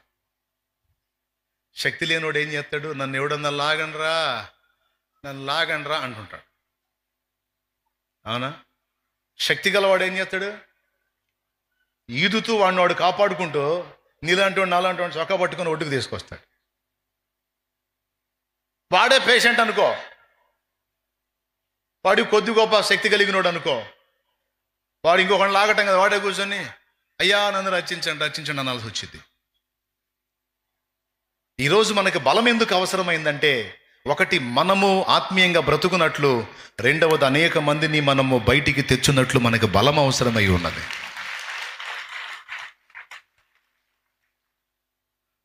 సైతానగాడు ఈ సంగతి మనకు అర్థం కాకుండా చేస్తాడు. మనం దేవుణ్ణి ఆశ్రయించి బలము పొందకుండా అడ్డగిస్తూ ఉంటాడు వాడు. దేవుడి దగ్గరికి వెళ్ళి మనం ఎన్నెన్నో అడుగుతాం, ఎన్నెన్నో అడుగుతాం. కానీ యేసు ప్రభు అడగమంది ఏంటో తెలుసా? పరిశుద్ధాత్మనే. నువ్వు అడిగే సమస్తాన్ని నీకు సాధించి పెట్టేటువంటి వ్యక్తి, దేవుడు అనుగ్రహించే శక్తి పరిశుద్ధాత్మ. మనం కోరేవన్నీ మనకు సాధించి పెట్టేది ఆయన. ఇప్పుడు నేను సేవ చేస్తున్నా, ఏ రోజుకు ఆ రోజు ఎప్పటికప్పుడు నన్ను బలపరిచి, వెన్ను తట్టి, ధైర్యపరిచి, నా నోటికి వాక్కును అందించి నేను ఇక్కడ నిలబడి మీకు ప్రకటించి మీ ఎదుట బ్రతుకుతున్నాను అంటే నాకు తెలుసు అది నా శక్తి కాదు, నా శక్తి కాదు, నా బలం కాదు, నా సొంత శక్తి, నా సొంత జ్ఞానం, నా సొంత తెలివి, నా సొంత బలం నా చిన్న కుటుంబానికి సమాధానం చెప్పుకోలేక ఆత్మహత్య వైపుకు నడిపించింది. నా సొంత శక్తి ఏటికి? ఆత్మహత్యకు నడిపించింది, ఆలోచనలకి, అలాంటి ఆలోచనలకి నడిపించింది. మరి ఈరోజు ఇంతమందికి దేవుని వాక్కును అందించి అనేక జీవితాలు కట్టబట్టానికి నేను వినియోగించబడుతున్నాను అంటే నాకెందుకు అర్థం కాదు? నాకు తెలుసు స్పష్టంగా అది నా శక్తి కాదని. మరి ఎవరి శక్తి నాలో పనిచేస్తే ఇదంతా జరుగుతుంది? ఎప్పటికప్పుడు దేవుడు తన పరిశుద్ధాత్మ శక్తితో నన్ను నింపితే ఇది జరుగుతుంది. లేకపోతే నేను నిలబడటమే కష్టం. మీకెక్కడ మాదిరి? ఎక్కడక్క మాదిరి? నేను నిలబడటమే కష్టం. మీకెక్కడ ఉంటా మాదిరిగా? అస్సలు అసంభవం. కానీ అలాగా ఉండగలిగాను అంటే, మీలో ఎవరైనా అలా ఉండగలిగారు అంటే అది మీ శక్తి కాదు, నా శక్తి కాదు, పరిశుద్ధాత్మ శక్తి. ఇతరులు ఉన్నట్టు నేను ఎందుకు ఉండలేకపోతున్నానంటే, వాళ్ళు పొందినంత ఆత్మను నువ్వు పొందలా. వాళ్ళు చేసినట్టు నేను ఎందుకు చేయలేకపోతున్నానంటే, వాళ్ళు పొందినంత ఆత్మను మనం పొందలా. అరే వాళ్ళకంత భారం ఉంది, ఆ భారం నాకెందుకు లేదు అంటే, వాళ్ళు పొందినంత ఆత్మను నువ్వు పొందలా. ఆ ఒక్క సమస్యను గుర్తుపట్ట అంతే. కానీ కొంతమంది ఏమనుకుంటారో తెలుసా? ఓ నాకు శక్తి అవసరమై ఉంది, నేను ఇంకా దేవుని దగ్గర పొందుకోవలసి ఉంది అని అనుకోరు. ఎట్లయినా వాళ్ళు వేరులేండి, వాళ్ళు వేరు, వాళ్ళ పవరే వేరు. అసలు వాళ్ళు నీతిమంతులు, వాళ్ళు ఉంటారు, పట్టుదల కలిగిన వాళ్ళు. తమరి బొందేం కాదు అనాలనిపించింది నాకు. ఎవరమ్మా, ఎవరు ఆదాముకు పుట్టినోళ్ళు ఎవరమ్మా అంత మంచివాళ్ళు? ఎవరైనా పాత నిబంధన ప్రవక్తలు బలవంతులుగా ఉన్నారంటే పరిశుద్ధాత్మ ద్వారా. అపోస్తలులు బలంగా ఉన్నారంటే పరిశుద్ధాత్మ ద్వారా. ఈరోజు ఎవరైనా నీ కళ్ళ ముందు నువ్వు గొప్ప ఆత్మీయులు అనుకుంటున్న వాళ్ళు పటిష్టంగా ఉన్నారంటే పరిశుద్ధాత్మ ద్వారా. నువ్వు నిన్ను వాళ్ళతో పోల్చుకొని వాళ్ళని ఎక్కడో ఆకాశంలో గణపరిచి నిన్ను నువ్వు తిట్టుకొని, నాదంతా చెంచలం బతుకులే, నాదంతా స్థిరం లేని బతుకు, నా బుద్ధి మంచిది కాదు కానీ చండాల బుద్ధి నాది, అసలు ఏదో నమ్ముకున్నాను కానీ అన్నయ్య నేను పనికిరాను అన్నయ్య దేవుడికి అసలు అన్నోళ్ళు ఉన్నారు నాతో. నువ్వు ఇలా అన్నావని దేవుడు దండేస్తాడా? బా బిడ్డ, బా ఎంత బాగా తగ్గించుకుంటున్నావు, ఉన్న సంగతి మాట్లాడావు, నువ్వు చాలా నచ్చేసావు నాకు అంటాడా? ఏమన్నా అర్థమవుతుందని నేను చెప్పేది? అర్థమైతే ఒకసారి చేతులు ఎత్తి స్తోత్రం చెప్పండి. నిజంగా అర్థమై చేతులు ఎత్తారా? దేవుడు మెచ్చుకుంటాడా నిన్ను నువ్వు తిట్టుకుంటే? కానీ కొంతమంది ఆ పని చేస్తారు. వాళ్ళంత బలంగా ఉంటుందని నేను వాళ్ళలాగా ఉండలేకపోతున్నా, మరీ నాది ఎదవ బతుకు, నాది మరీ దరిద్ర బతుకు, నా అంత చెంచలపోడు ఉండడు, నా అంత చెంచలపోదు ఉండదని నిన్ను నువ్వు తిట్టుకుంటావు. దానికి దేవుడు ఏమి సన్మానాలు చేయడు. నిన్ను నువ్వు ఎంత ఘాటుగా తిట్టుకుంటావంటే కొన్నిసార్లు ఒకడైతే నెత్తికేసి కొట్టుకుంటాడు కూడా. ఏదో ఎక్కడో చోట తేడా పడి నా కర్మ నాలాంటి చండాలు పోడు ఉండడు, దరిద్రుడు ఉండడు, నేను పనికిరాను ఆ నెత్తి కొట్టుకునే ఆడవాళ్ళు ఉన్నారు, మగవాళ్ళు ఉన్నారు. ఉన్నారా లేరా? కనీసం నెత్తి కొట్టుకోకపోయినా తమను తాము తిట్టుకునే వాళ్ళు ఉన్నారా లేదా? రైట్. తిట్టుకోమనో నెత్తి కొట్టుకోమనో నేను చెప్పట్లా, దేవుడు చెప్పట్లా. నువ్వు అలా ఉండలేకపోతున్నావు అంటే అసలు సమస్య ఏంటో తెలుసుకొని దాన్ని భర్తీ చేయి. అప్పుడు ఆటోమేటిక్గా నువ్వు కూడా ఉండగలవు. వాళ్ళ వల్ల చేతనైంది నీ వల్ల కూడా అయింది. ఆ సమస్యని గుర్తుపట్టరు, తిట్టుకొని నిందించుకొని సణుక్కొని గొణుక్కొని వదిలేస్తారు. దేవుడు పట్టుకున్నాడు ఆ విషయాన్ని. నువ్వు తిట్టుకుంటే నాకు ఆనందం కాదు, నిన్ను నువ్వు తన్నుకుంటే నాకు ఆనందం కాదు, నిన్ను నువ్వు శపించుకుంటే నాకు ఆనందం కాదు. నువ్వు ఎక్కడ వీక్ అవుతున్నావు, ఏ కారణం చేత బలహీనపడుతున్నావో ఆ విషయాన్ని గ్రహించి ఆ లోపాన్ని భర్తీ చేసుకో.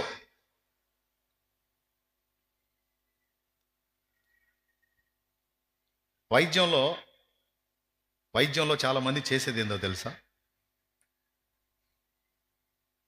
డాక్టర్లు చేసేది టెస్టులు ఎందుకు రాస్తారో తెలుసా? ఇప్పుడు కొంతమందికి నైట్ నిద్రపోయేటప్పుడు సడన్గా కాళ్ళు పట్టకపోతాయి. ఆ లక్షణాలు ఎవరికైనా ఉన్నాయా?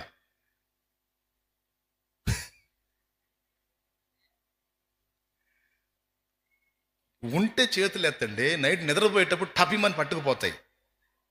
మరి ఇందాక ఎడిపోయారు? దేవునికి స్తోత్రం. ఎందుకో తెలుసా? నరాలు టైట్ అయిపోతాయి, అందువల్ల కాళ్ళు బిగుసుకుపోతాయి. అవునా?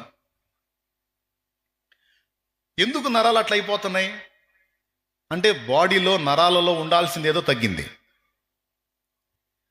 కొంతమంది 4 అడుగులేసి ఆయాసపడతారు. మళ్ళీ వాళ్ళకి టీబీ జబ్బు ఉండదు, నెమ్ము ఉండదు, దగ్గు ఉండదు, ఇంక వేరేదే ఉండదు. కానీ 4 అడుగులు వేస్తే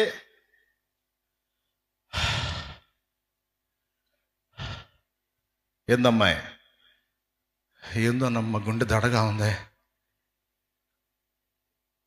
గుండె దడ, కావాలంటే ఇక్కడ చేయబెట్టి చూడు ఎట్ట కొట్టుకుంటుందో. చేయబెడితే గుండె టక టక టక టక కొట్టుకుంటాం. ఏంది ఆయాసం వస్తుందా? ఆయాసం వస్తుంది. పాపం కొంతమందికి ఆయాసం అంటాం కొట్టదు, ఆవేశం వస్తుంది అంటారు. ఏమన్నా దగ్గు వస్తుందా అని అడిగితే ఫస్ట్ వచ్చే డౌట్ అదే, ఊపిరితిత్తుల సమస్య ఏమన్నా ఉందేమని. దగ్గు ఏమన్నా వస్తుంటే దగ్గు లేదు. దగ్గు లేదా? సరే, ఎందుకు ఆయాసం వస్తుంది? ఆయాసమే కాదు, మొహం కూడా పాలిపోతుంది, పెదాలు తెల్లగా అయిపోతున్నాయి. ఏం జరుగుతుంది? డాక్టర్ దగ్గర తీసుకెళ్తారు. ఫస్ట్ రక్త పరీక్ష రాస్తాడు, బ్లడ్ టెస్ట్ రాస్తాడు. ఆ బ్లడ్ టెస్ట్ చూసిన తర్వాత రక్తహీనత అని గుర్తిస్తాడు.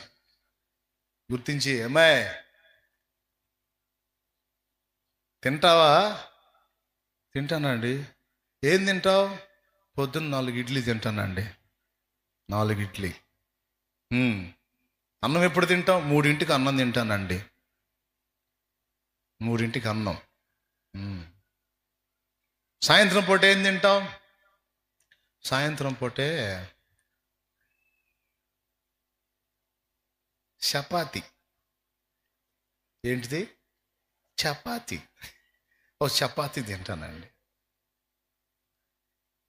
పొద్దున 4 ఇడ్లీ, 3ంటికి అన్నం, సాయంత్రం చపాతి. మరి ఎక్కడొచ్చిద్దా మరి రక్తం? నీ అవతారం చూసుకున్నావు నువ్వు? ఆయాసం రాకేం వచ్చింది? ఏది రక్తం? ఏది? బ్లడ్ పర్సెంటేజ్ తగ్గింది, హెమోగ్లోబిన్ తగ్గింది అని వాళ్ళు చెప్పేది ఏదో చెప్పి టానిక్లు రాస్తారు. టానిక్ ఇస్తా ఏమంటాడు తెలుసా? కాయలు తిను, 3 పూట్ల ఇడ్లీలు చపాతీలు కాదు, తినో, గట్టిగా తినో. పక్కన భర్త ఉంటే భర్త కాస్త మంచి ఆహారం పెట్టు, కాస్త రక్తం పట్టేది పెట్టు. ఏది రక్తం? ఏది తినమంటానండి నేనా అంటాడు.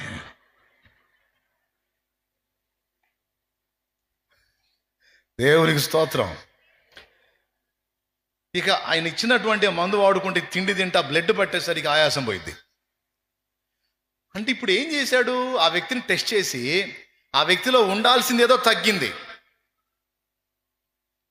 ఆ తగ్గిందేదో మళ్ళీ భర్తీ చేయమని చెప్పి అది భర్తీ కావటానికి కావాల్సింది ఇచ్చాడు. అటు ఫుడ్ సలహా చెప్పాడు, ఇటు టానిక్ ఇచ్చాడు. అది ఆ టానిక్ తాగి ఆ ఫుడ్ తినటం వల్ల ఆ బ్లడ్ పర్సెంటేజ్ తిరిగి గ్రోత్ అయింది, మళ్ళీ నార్మల్ పొజిషన్కి వ్యక్తి వచ్చింది. ఇప్పుడు ఏంది ఆ మందు? సహజంగా ఏమనుకుంటారు? ఆ మందు వేస్తే అప్పుడు తగ్గింది నాకు అంటారు. మందు కాదు, నీ బొంద కదా, రక్తం తగ్గింది, అది భర్తీ చేసింది. స్తోత్రం, హల్లెలూయా. నాకు జాయింట్లో నొప్పులు వస్తున్నాయండి, నాకు ఆడ నొప్పులు, ఏడు నొప్పులు అంటే కాల్షియం తగ్గిందండి. కాల్షియం తగ్గింది, కాల్షియం భర్తీ అయిందనుకో మళ్ళీ ఆ పెయిన్స్ ఏ ఉండవు. అంటే మనలో ఉండాల్సినవి కొన్ని తగ్గినప్పుడు కొన్ని రోగ లక్షణాలు బయటకు వస్తాయి, అవి జబ్బులని మనం అనుకుంటాం. వైద్యుడు ఏం చేస్తాడంటే మనలో ఏవి తగ్గినాయో టెస్ట్లో చూసుకొని వాటిని భర్తీ చేస్తాడు. భర్తీ చేసినప్పుడు ఏ రూపంలో భర్తీ చేస్తాడో, గొట్టాలు అంటే క్యాప్సల్స్, బెల్లలో అదే టాబ్లెట్స్. దేవునికి స్తోత్రం. అర్థమైందా? టానిక్లు, అదే మందు చేశాను ఇచ్చినప్పుడు నీలో ఏవైతే తగ్గినాయో, ఏది నువ్వు సరిగా తిండి తినక, సరిగా నిద్రపోక, నువ్వు చేయాల్సిన పనులు చేయక కొన్ని తగ్గుతాయి బాడీలో. ఆ తగ్గినవన్నీ ఏం చేస్తాడు తెలుసా? గొట్టాల రూపంలో, మందుల రూపంలో, టానిక్కుల రూపంలో, బిళ్ళల రూపంలో మళ్ళీ నీ బాడీలోకి పంపిస్తాడు. అవి వచ్చి మళ్ళీ లెవెల్ చేస్తాయి మొత్తాన్ని. అప్పుడు నువ్వేమంటావు తెలుసా? ఆ డాక్టర్ కాడికి పోయి నాకు తగ్గిందే, భలే తగ్గించాడు. ఏంది మంత్రం పెట్టి తగ్గించాడా? నీ బాడీలో ఏవైతే కొదువై ఉన్నాయో వాటిని భర్తీ చేసి తిరిగి నేను సేవ్ చేశాడు. సింపుల్గా అర్థం చేసుకుంటే ఇదే. ఇతరుల వల్ల నేను ఎందుకు ఉండలేకపోతున్నాను, ఆత్మీయుల్లాగా నేను ఎందుకు బతకలేకపోతున్నాను, దానికి కారణం ఏంటి అంటే వాళ్ళు కలిగి ఉన్నటువంటి అభిషేకము, వాళ్ళు కలిగి ఉన్నటువంటి ఆత్మను నీవు కలిగి ఉండకపోవుటే కారణం. దేవునికి స్తోత్రం. కొంతమంది అంటారు, అనయా ఆత్మను కలిగి లేకపోవటం ఏంది? Full holy spirit. అసలు తెలుసా నీకు, భాషలు కూడా మాట్లాడతాను నేను అంటాను భాషలో మాట్లాడితే ఫుల్ హోలీ స్పిరిట్ అన్నయ్య, హల్లెలూయా, గ్లోరీ, ఫుల్. ఒరే పిచ్చిదానా, భాషలో ఒక వరం.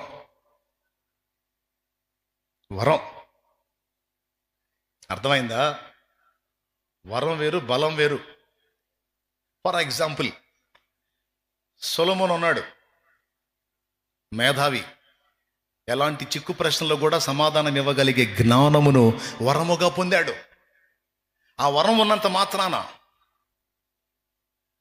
తను పొరపాటు చేయకుండా ఉన్నాడా? జ్ఞానం అనే వరాన్ని పొందినటువంటి సొలొమోను 1000 మందిని చేసుకున్నాడు మహారాజు. ఇక్కడ ఒకళ్ళతోనే సస్తంటే దేవునికి స్తోత్రం. 700 మంది రాజకుమార్తెలైన భార్యలంట. చూడండి ఇక మరి ఏమండి, 300 మంది ఉపపత్నులు. ఇక్కడ పాపం ఒక ఆమెతో ఏగలేకే మెంటల్ హాస్పిటల్లో జాయిన్ అవుతున్నారు కొంతమంది. 1000 మంది స్త్రీలతో అతను జీవించాడు. దేవుని వాక్యం ఏం చెప్పిందో తెలుసా? చాలా స్పష్టంగా, సొలొమోను కామాతురతను జయించలేకపోయాడని రాస్తుంది. చూస్తావా వచనం? బైబిల్ తీ. సొలొమోను కామాతురతను జయించలేకపోయాడు, కానీ జ్ఞానము అనే వరాన్ని కలిగి ఉన్నాడు. నీవు భాషలు అనే వరాన్ని కలిగి ఉండొచ్చు, అంత మాత్రాన నువ్వు శరీర క్రియలను జయిస్తానని అనుకోవద్దు. వరము వేరు, దేవుడిచ్చే ఆత్మ బలము వేరు. చూడు, సమూయేలు 2 గ్రంథం చూద్దామా? దేవునికి స్తోత్రం కలుగును గాక.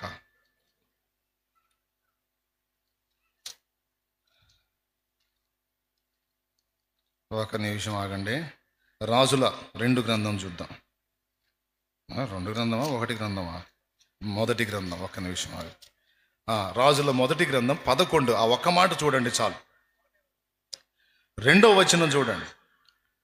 కామాతురత గలవాడై వారిని ఉంచుకొనొచ్చు. దానికి పైన చూడండి, ఆ జనులలో ఇంకనూ అనేక మంది పరస్త్రీలను మోహించి కామాతురత గలవాడై వారిని ఉంచుకొనుచూ వచ్చెను. అతనికి 700 మంది రాజకుమార్తెలైన భార్యలను 300 మంది ఉపపత్నులను కలిగి ఉండిరి. అతని భార్యలు అతని హృదయమును త్రిప్పివేసిరి. సొలొమోను వృద్ధుడైనప్పుడు అతని భార్య అతని హృదయమును ఇతర దేవత తట్టు త్రిప్పగా, అతని తండ్రి అయిన దావీదు హృదయం వలె అతని హృదయము దేవుడైన యెహోవా యెడల యథార్థము కాకపోయెను. సొలొమోను వరం పొందినోడా లేదా? జ్ఞానవంతుడా కాదా అంటే జ్ఞానవంతుడే, వరం పొందినోడు. కానీ వరము బలము ఒకటి కాదు. ఆ వరం ఎంతవరకు పనిచేసిద్దంటే, చిక్కు సమస్యలు వచ్చినప్పుడు వాటికి పరిష్కారం ఇవ్వటానికి మాత్రమే ఆ వరం పనిచేసిద్ది. కానీ ఈ కామాతురతల్ని, ఈ మోహాలను జయించడానికి ఆ వరబలం సరిపోదు.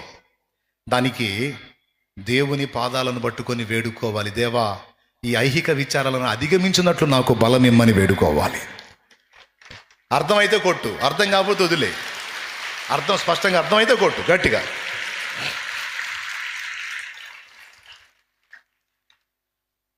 నాకు ఆశ్చర్యం, అరే ఇంత జ్ఞానవంతుడు, ఇంత గొప్పవాడైన సొలొమోను ఇదేంది మోహాన్ని జయించలేకపోవటం ఏమిటి, కామాతురతను జయించలేకపోవటం ఏమిటంటే, తను కలిగి ఉన్న వరం వేరు, తను కలిగి ఉండాల్సిన బలం వేరు. అది లేదు. నెంబర్ 2 సంసోన్. మామూలు బలమా? అమ్మో, ఎంత బలం! ఎగురొచ్చిన సింహాన్ని పట్టుకొని మేక పిల్లని చీల్చడమే మన వల్ల కాదు. మేకతోలు అంత గట్టిగా ఉంటుంది. స్తోత్రం. మేక పిల్లని చీల్చడమే మన వల్ల కాదు. సింహం, ఎగురొచ్చే సింహాన్ని పట్టుకొని మళ్ళీ ముందు పోతున్న తల్లిదండ్రులకు సౌండ్ కూడా వినపడకుండా చీల్చవతల పడేశాడు. స్తోత్రం. పట్టణపు ప్రాకారపు తలుపులు తీసుకెళ్ళి కొండ మీద పెట్టాడు. గాడిద దవడ ఎముకతో 1000 మందిని చంపాడు. మామూలు కార్యాలు కాదు. మనం ఒక నక్కను పట్టుకోవటమే చేత కాదు, 300 నక్కలను తెప్పించి వాటి తోకలకి దివిటీలు కట్టి ఫిలిస్తీన్లు చేలన్నీ తగలబెట్టించాడు. ఒక రాత్రి తెల్లవారేసరికి మొత్తం బూడి చేసి పెట్టాడు. మామూలు కార్యాలు కాదు. శాంసన్ చేసిన కార్యాలు మామూలు కార్యాలు కాదు. అంత పెద్ద దేవాలయం, దాగోను గుడి, ఆ స్తంభాలు పట్టుకొనే దాదాపు 5,000 మంది పైన ఉన్నారు. గుడి మీద అయితేనే, గుడిలో అయితేనే స్తంభాలు పట్టుకొని నేనును ఫిలిస్తీన్లు ఒక్కసారి చనిపోదాము కాక వంగితే మొత్తం గుడి కూలిపోయింది. అంత బలం. మళ్ళీ మీరు నెట్లో చూస్తే మీకు సొలొమోన్ని కండలు తిరిగిన వీరుల్లా చూపిస్తారు. కండలు మెలిదిరిగిన వీరుల్లా చూపిస్తారు. ఫోటోలు అట్ట గీశారు. నిన్ను చెప్పనా, పొరపాటును కూడా అట్లేడు సంసన్. అట్లేడు సంసన్. అట్టుంటే ఫిలిస్తీన్లు ఈ గొప్ప బలం అతని కండల్లో ఉందనుకునేవాడు. అట్ట కనపట్టల్లా మనిషి. నీలాగా నాలాగా ఉన్నాడు. ఒంటమేమో అంతే ఉన్నాడు, మామూలుగా. కానీ చేసే పనులేమో పట్టణపు ప్రాకారపు తలుపులు అంటే మామూలుగా ఉంటాయా? అడ్డకమ్మితో సహా బిక్కొని పోయాడు. స్తోత్రం. మొత్తం బెరికి తీసుకొని పోయాడు. వాళ్ళు ఏమనుకున్నారు తెలుసా? పట్టణంలో ఉన్నాళ్లే ప్రాకారపు తలుపులు వేసేసాం, బిడ్డ లోపల చిక్కాడు, ఈ దెబ్బతో అయిపోయాడు అనుకున్నారు. ఈ నైట్ తెల్లారి నాకు పట్టుకుందాంలే వేటాడి, కాంపౌండ్ తలుపులు వేసేసాక లోపల ఉన్నాడుగా అనుకున్నారు. వాళ్ళు మేలుకునేసరికి తలుపులు లేవు. తీసుకుని వెళ్ళాడు. ఈ తలుపులు అంటారా నన్ను ఆపేదని. వాళ్ళకి అర్థం కాల. అరే, మనిషి చూస్తే మామూలుగానే ఉన్నాడు, ఇంత పెద్ద పనులు ఎట్ట చేస్తున్నాడు రా.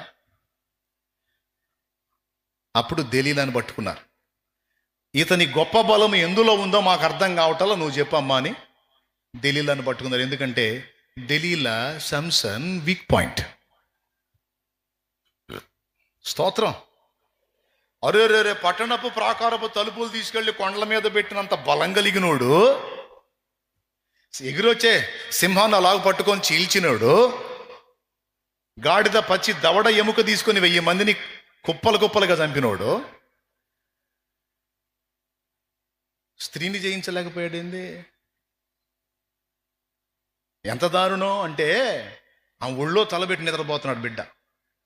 శుభ్రంగా గుండు గీసింది. స్తోత్రం. ఆడవాళ్ళని తిట్టట్లేదమ్మో, నేను దెలీలావారని చెబుతున్నాను. నేను వాళ్ళు నాకెళ్ళి ఎగాదేగా చూస్తున్నారు. అందుకని నేను జయించలేకపోయాడు. అంటే ఇప్పుడు చెప్పండి, సొలొమోను కలిగి ఉన్న బలం అతన్ని ఆత్మీయంగా కూడా బలంగా ఉండేటట్టు చేసిందా? జస్ట్ శూర కార్యాలకు మాత్రమే ఆ బలము అనే వరం పనిచేసింది తప్ప తన పరిశుద్ధ జీవితానికి ఆ వరం పనిచేయలా. ఇది గుర్తుపట్టాలి ప్రతి ఒక్కళ్ళు.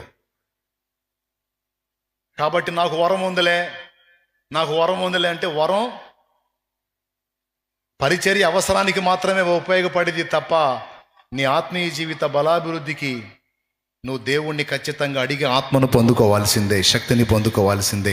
దానికోసం సపరేట్గా నువ్వు దేవుణ్ణి ఆశ్రయించాలి. అది విషయం.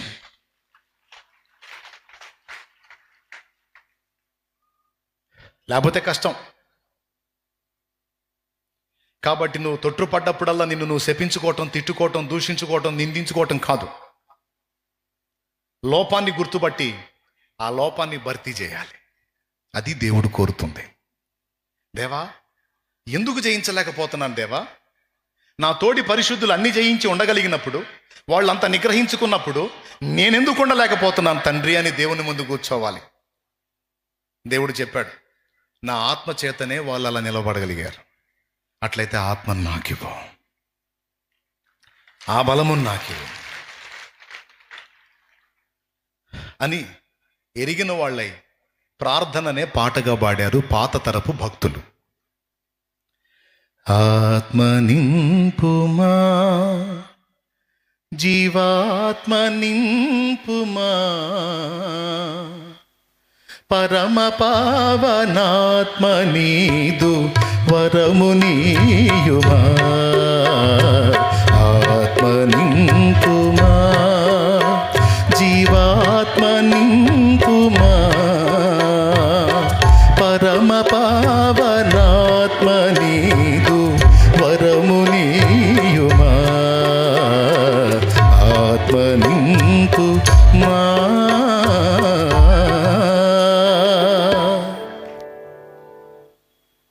ఈ పాటలో అడుగుతాడు దేవుణ్ణి, చాలా స్పష్టంగా అడుగుతాడు. Thank you. అహము ఇహము పాశములై వ్యధల పాలు చేసినవి. అహం అంటే నేను అనే స్వయం, ఇహం అంటే ఈ లోకాశ. అహం ఇహం పాశాలై వ్యధల పాలు చేసినాయి. పొడలు పాప పొడల చేత ఏహ్యమాయను. పొడలు అంటే తన దేహం, తన ఆత్మీయ జీవితం. పాప పొడలు అంటే పాపపు మచ్చలు నా మీద కనబడుతున్నాయి, నేను సహించలేకపోతున్నాను.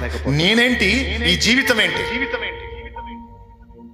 చిచి, ఇలాంటి జీవితం జీవించాల్సిన వాడిని కాదు, జీవించాల్సిన దాన్ని కాదు. మరేంటి నేను ఇలా ఉన్నానేంటి? అహము ఇహము పాశములై వ్యధల పాలు చేసినవి. పొడలు పాప పొడల చేత ఏహ్యమాయను. అహము ఇహము పాశములై వ్యధల పాలు చేసినవి. ఒడలు పాప పొడల చేత ఏహ్యమాయను. కరుణాత్మ శ్రీ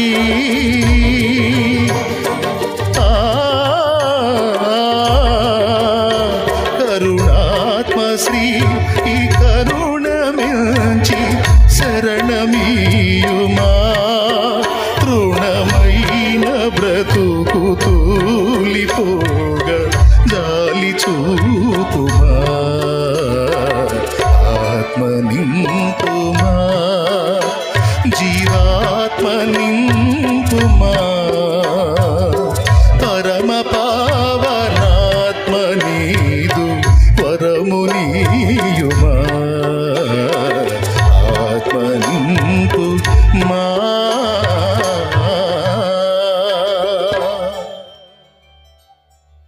ఎంతమందికి అర్థమైంది? ఏమర్థమైంది? ఏమర్థమైంది? నిజంగా అర్థమయ్యే చేతులు ఎత్తారా? మీ లోపం మీద మీరు గుర్తుపట్టారా? ఇప్పుడు మీకు ఏది అవసరమై ఉంది?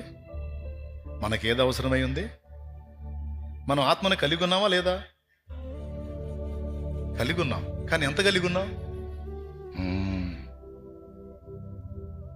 నీకంటే మెరిట్గా ఉన్న వాళ్ళను చూసి కృంగిపోవాలి. నీకంటే కొంచెం ఎక్కువ ఆత్మని కలిగి ఉన్నారు, నువ్వు కొంచెం తక్కువగా. నువ్వు దాన్ని బట్టి కృంగిపోయి కుమిలిపోయి నిన్ను నువ్వు దూషించుకోవాల్సిన అవసరం లేదు. దేవుని పాదాల దగ్గరికి వెళ్ళు. నాకు ఆత్మని అయ్యా అని అడుగు, నాకు బలమి అయ్యా అని అడుగు. నేను నిలబడాలి, అనేకుల్ని నిలబెట్టాలి, నేను వెలగాలి, అనేకులకు వెలుగుగా ప్రసరించాలి. ఆ లోపాన్ని నేను గుర్తుపట్టలేదయ్యా. మనకి లోపం అర్థం కాదు, ఎందుకంటే కాస్త కోస్త ఆత్మీయత ఉంటుంది కదా మన దగ్గర. దాన్ని చూసి మోసపోతుంటాం. ఇంతవరకేనేమోలే, ఎంతవరకేనే మన కెపాసిటీ అని. కాదు, నువ్వు ఎంత పొందగోరావో అంతా నీకు ఇవ్వటానికి దేవుడు సిద్ధం.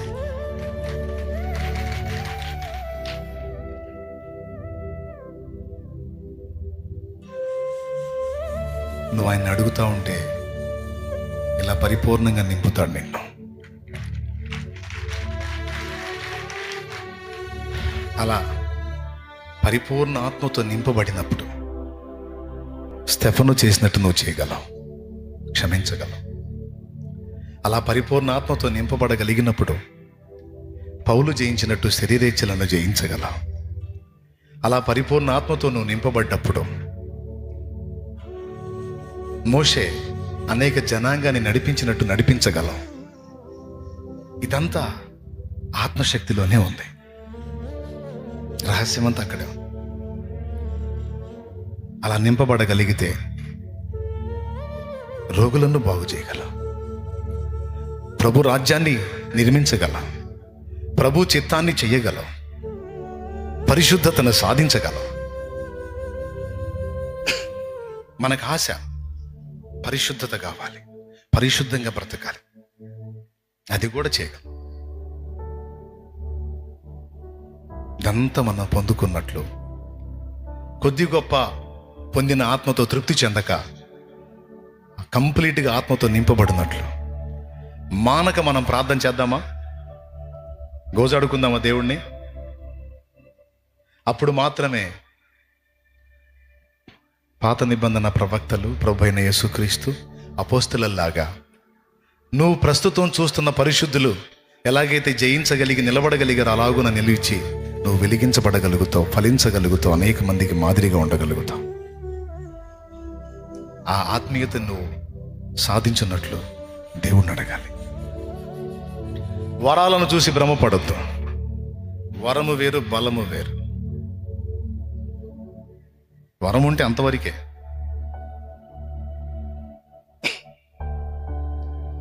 యేసు ప్రభు ఆ శక్తి పొందాడు, ఆత్మ బలము లేదు.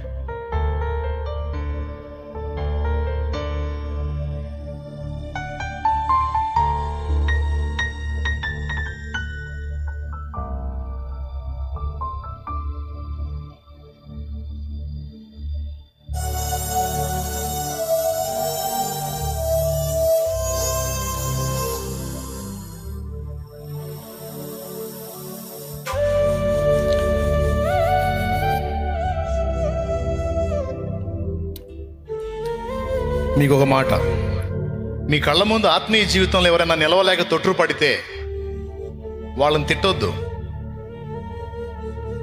మీ కళ్ళ ముందు ఆత్మీయ జీవితంలో నిలవలేక ఎవరైనా తొట్టుపడితే, త్రోవ తప్పితే, పొరపాటులో పడితే వాళ్ళని తిట్టొద్దు. వాళ్ళకి అసలు ఆ సమస్య ఎందుకు వచ్చిందో ఆ లోపాన్ని చెప్పు. నువ్వు దేవుని సంబంధివే గాని తగినంత శక్తి నువ్వు పొందుకోలేదు, తగినంత శక్తి నువ్వు పొందుకోలేదు. ఆ శక్తి పొందుకుంటే నువ్వు నిలవగలుగుతావు అని బలపరచండి. దేవుని పాదాలను ఆశ్రయించు. చెల్లి, నీకు దేవుడు బలాన్ని ఇస్తాడు, అప్పుడు జయించగలుగుతావు అని తొట్టుపడ్డ వాళ్ళని నువ్వు లేవనెత్తాలే గానీ తిట్టకూడదు, నిందించకూడదు. దీన్ని గుర్తించు. నీ మట్టుకు నువ్వు జాగ్రత్త కలిగి ఉండు. నీ తోటి వారిని కూడా ఆ విధంగా బలపరచు. కొంచెం శక్తి కలిగిన వాడు కొంచెం మాత్రమే కార్యాలు సాధించగలుగుతాడు, కొంచెం మాత్రమే పరిశుద్ధుడిగా ఉండగలుగుతాడు. ఎక్కువ ఆత్మను పొందినవాడు ఎక్కువ పవిత్రతను సాధించగలుగుతాడు. లోపమంతా ఇందులోనే ఉందనేది మొదటి అంశంలోనూ రెండో అంశంలో కూడా మొదటి కూటం రెండు కూటాలు అదే చెప్పాను నేను. అయితే ముందు కూటంలో వేరే సంగతులు కొన్ని మెన్షన్ చేశాను, కానీ మూల అంశం అదే. అయినా అది కూడా పెట్టుకొని వినండి, మరికొంత సమాచారం మీకు దొరుకుతుంది. అందరూ తలలోంచి కళ్ళు మూయండి. బాప్తిస్మం పొందిన నేను ఎందుకు కరెక్ట్ గా ఉండలేకపోతున్నాను, ఎందుకు చంచలంగా ఉంటున్నానంటే శక్తి లోపం వల్ల. నువ్వు పరిపూర్ణంగా ఉండాలి అనుకుంటివా, దేవుని ఆత్మ సహాయాన్ని ఇంకా ఎక్కువ శక్తితో నింపబడ. నీకే అర్థమవుతుంటది శక్తి నింపబడే కొద్దీ ఇంతవరకు నీ వల్ల కానివి నువ్వు జయించగలుగుతూ ఉంటావు. ఇంతవరకు నీకు చేత కానివి నువ్వు సాధించగలుగుతూ ఉంటావు. దేవుడు తన శక్తిని నీకు నింపాడంటానికి ఇదే నిరూపణ. ఇంతవరకు ఏ బలహీనతలు అధిగమించడం నీ వల్ల కాలేదో వాటిని చాలా సులభంగా జయించగలుగుతావు. ఆత్మశక్తి నీకుంటే ప్రార్థన చేయి. ప్రేమ కలిగిన మా పరిశుద్ధ తండ్రి, గొప్ప దేవా, నీ మహాకృపను బట్టి నీకు స్తుతులు చెల్లిస్తున్నాము తండ్రి. నీ దాసుని వాడుకొని దేవా, మేము ఆత్మ పూర్ణులవునట్లుగా ఏ విధముగా నీ ఆత్మ చేత నింపబడి ఈ లోకములో నీ కొరకు వెలిగే భాగ్యము దేవా, నీ కొరకు పనిచేసే భాగ్యము మాకు దయచేసావు, నీవు మాకు తెలియపరిచావు తండ్రి. ఈరోజు మాలో ఉన్న లోపములన్నీ తొలగించి దేవా, మేము దేనికి దాసులై ఉన్నామో దేవా, వాటన్నిటి నుండి విడుదల కలిగి నీ ఆత్మ చేత, నీ ఆత్మ బలము చేత అపోస్తుల వలె పరిచర్య చేయనట్లుగా అనేక మందిని మార్చునట్లుగా నీ ఆత్మ బలమును మరొకసారి మా మీదకు పంపించి దేవా, నీ ఆత్మ ద్వారా మమ్మల్ని నింపి నీ బలముతో దుష్ట సైతాను కార్యములన్నిటినీ మేము జయించినట్లుగా సహాయము చేయమని యేసుక్రీస్తు నామములో అడిగి వేడుతున్నాము తండ్రి. ఆమేన్, ఆమేన్. చాలా చక్కని విషయాన్ని దేవుడు మనతో మాట్లాడాడు కనుక ఇంటికి వెళ్ళిన తర్వాత కూడా ప్రశాంతంగా మరొకసారి వినండి. మంచిది, ప్రార్థన చేసుకొని ముగించుకుందాం. పరలోకమందున్న మా తండ్రి, నామం పరిశుద్ధపరచబడుగాక, నీ రాజ్యం మాకు వచ్చుగాక, నీ చిత్తం పరలోకంలో నెరవేరినట్లు భూమి మీదనో నెరవేరునుగాక. నేడు మాకు కావలసిన అనుదిన ఆహారం దయచేయండి. మా పట్ల అపరాధము చేసిన వారిని మేము క్షమించిన ప్రకారం మీరు మా అపరాధాలు క్షమించండి. మమ్మల్ని శోధనలోకి తేక దుష్టు నుంచి కీడు నుంచి తప్పించండి. ఎందుచేతనగా రాజ్యము, బలము, మహిమ, శక్తి సర్వము నిరంతరము నీవై ఉన్నవి తండ్రి. ఆమేన్.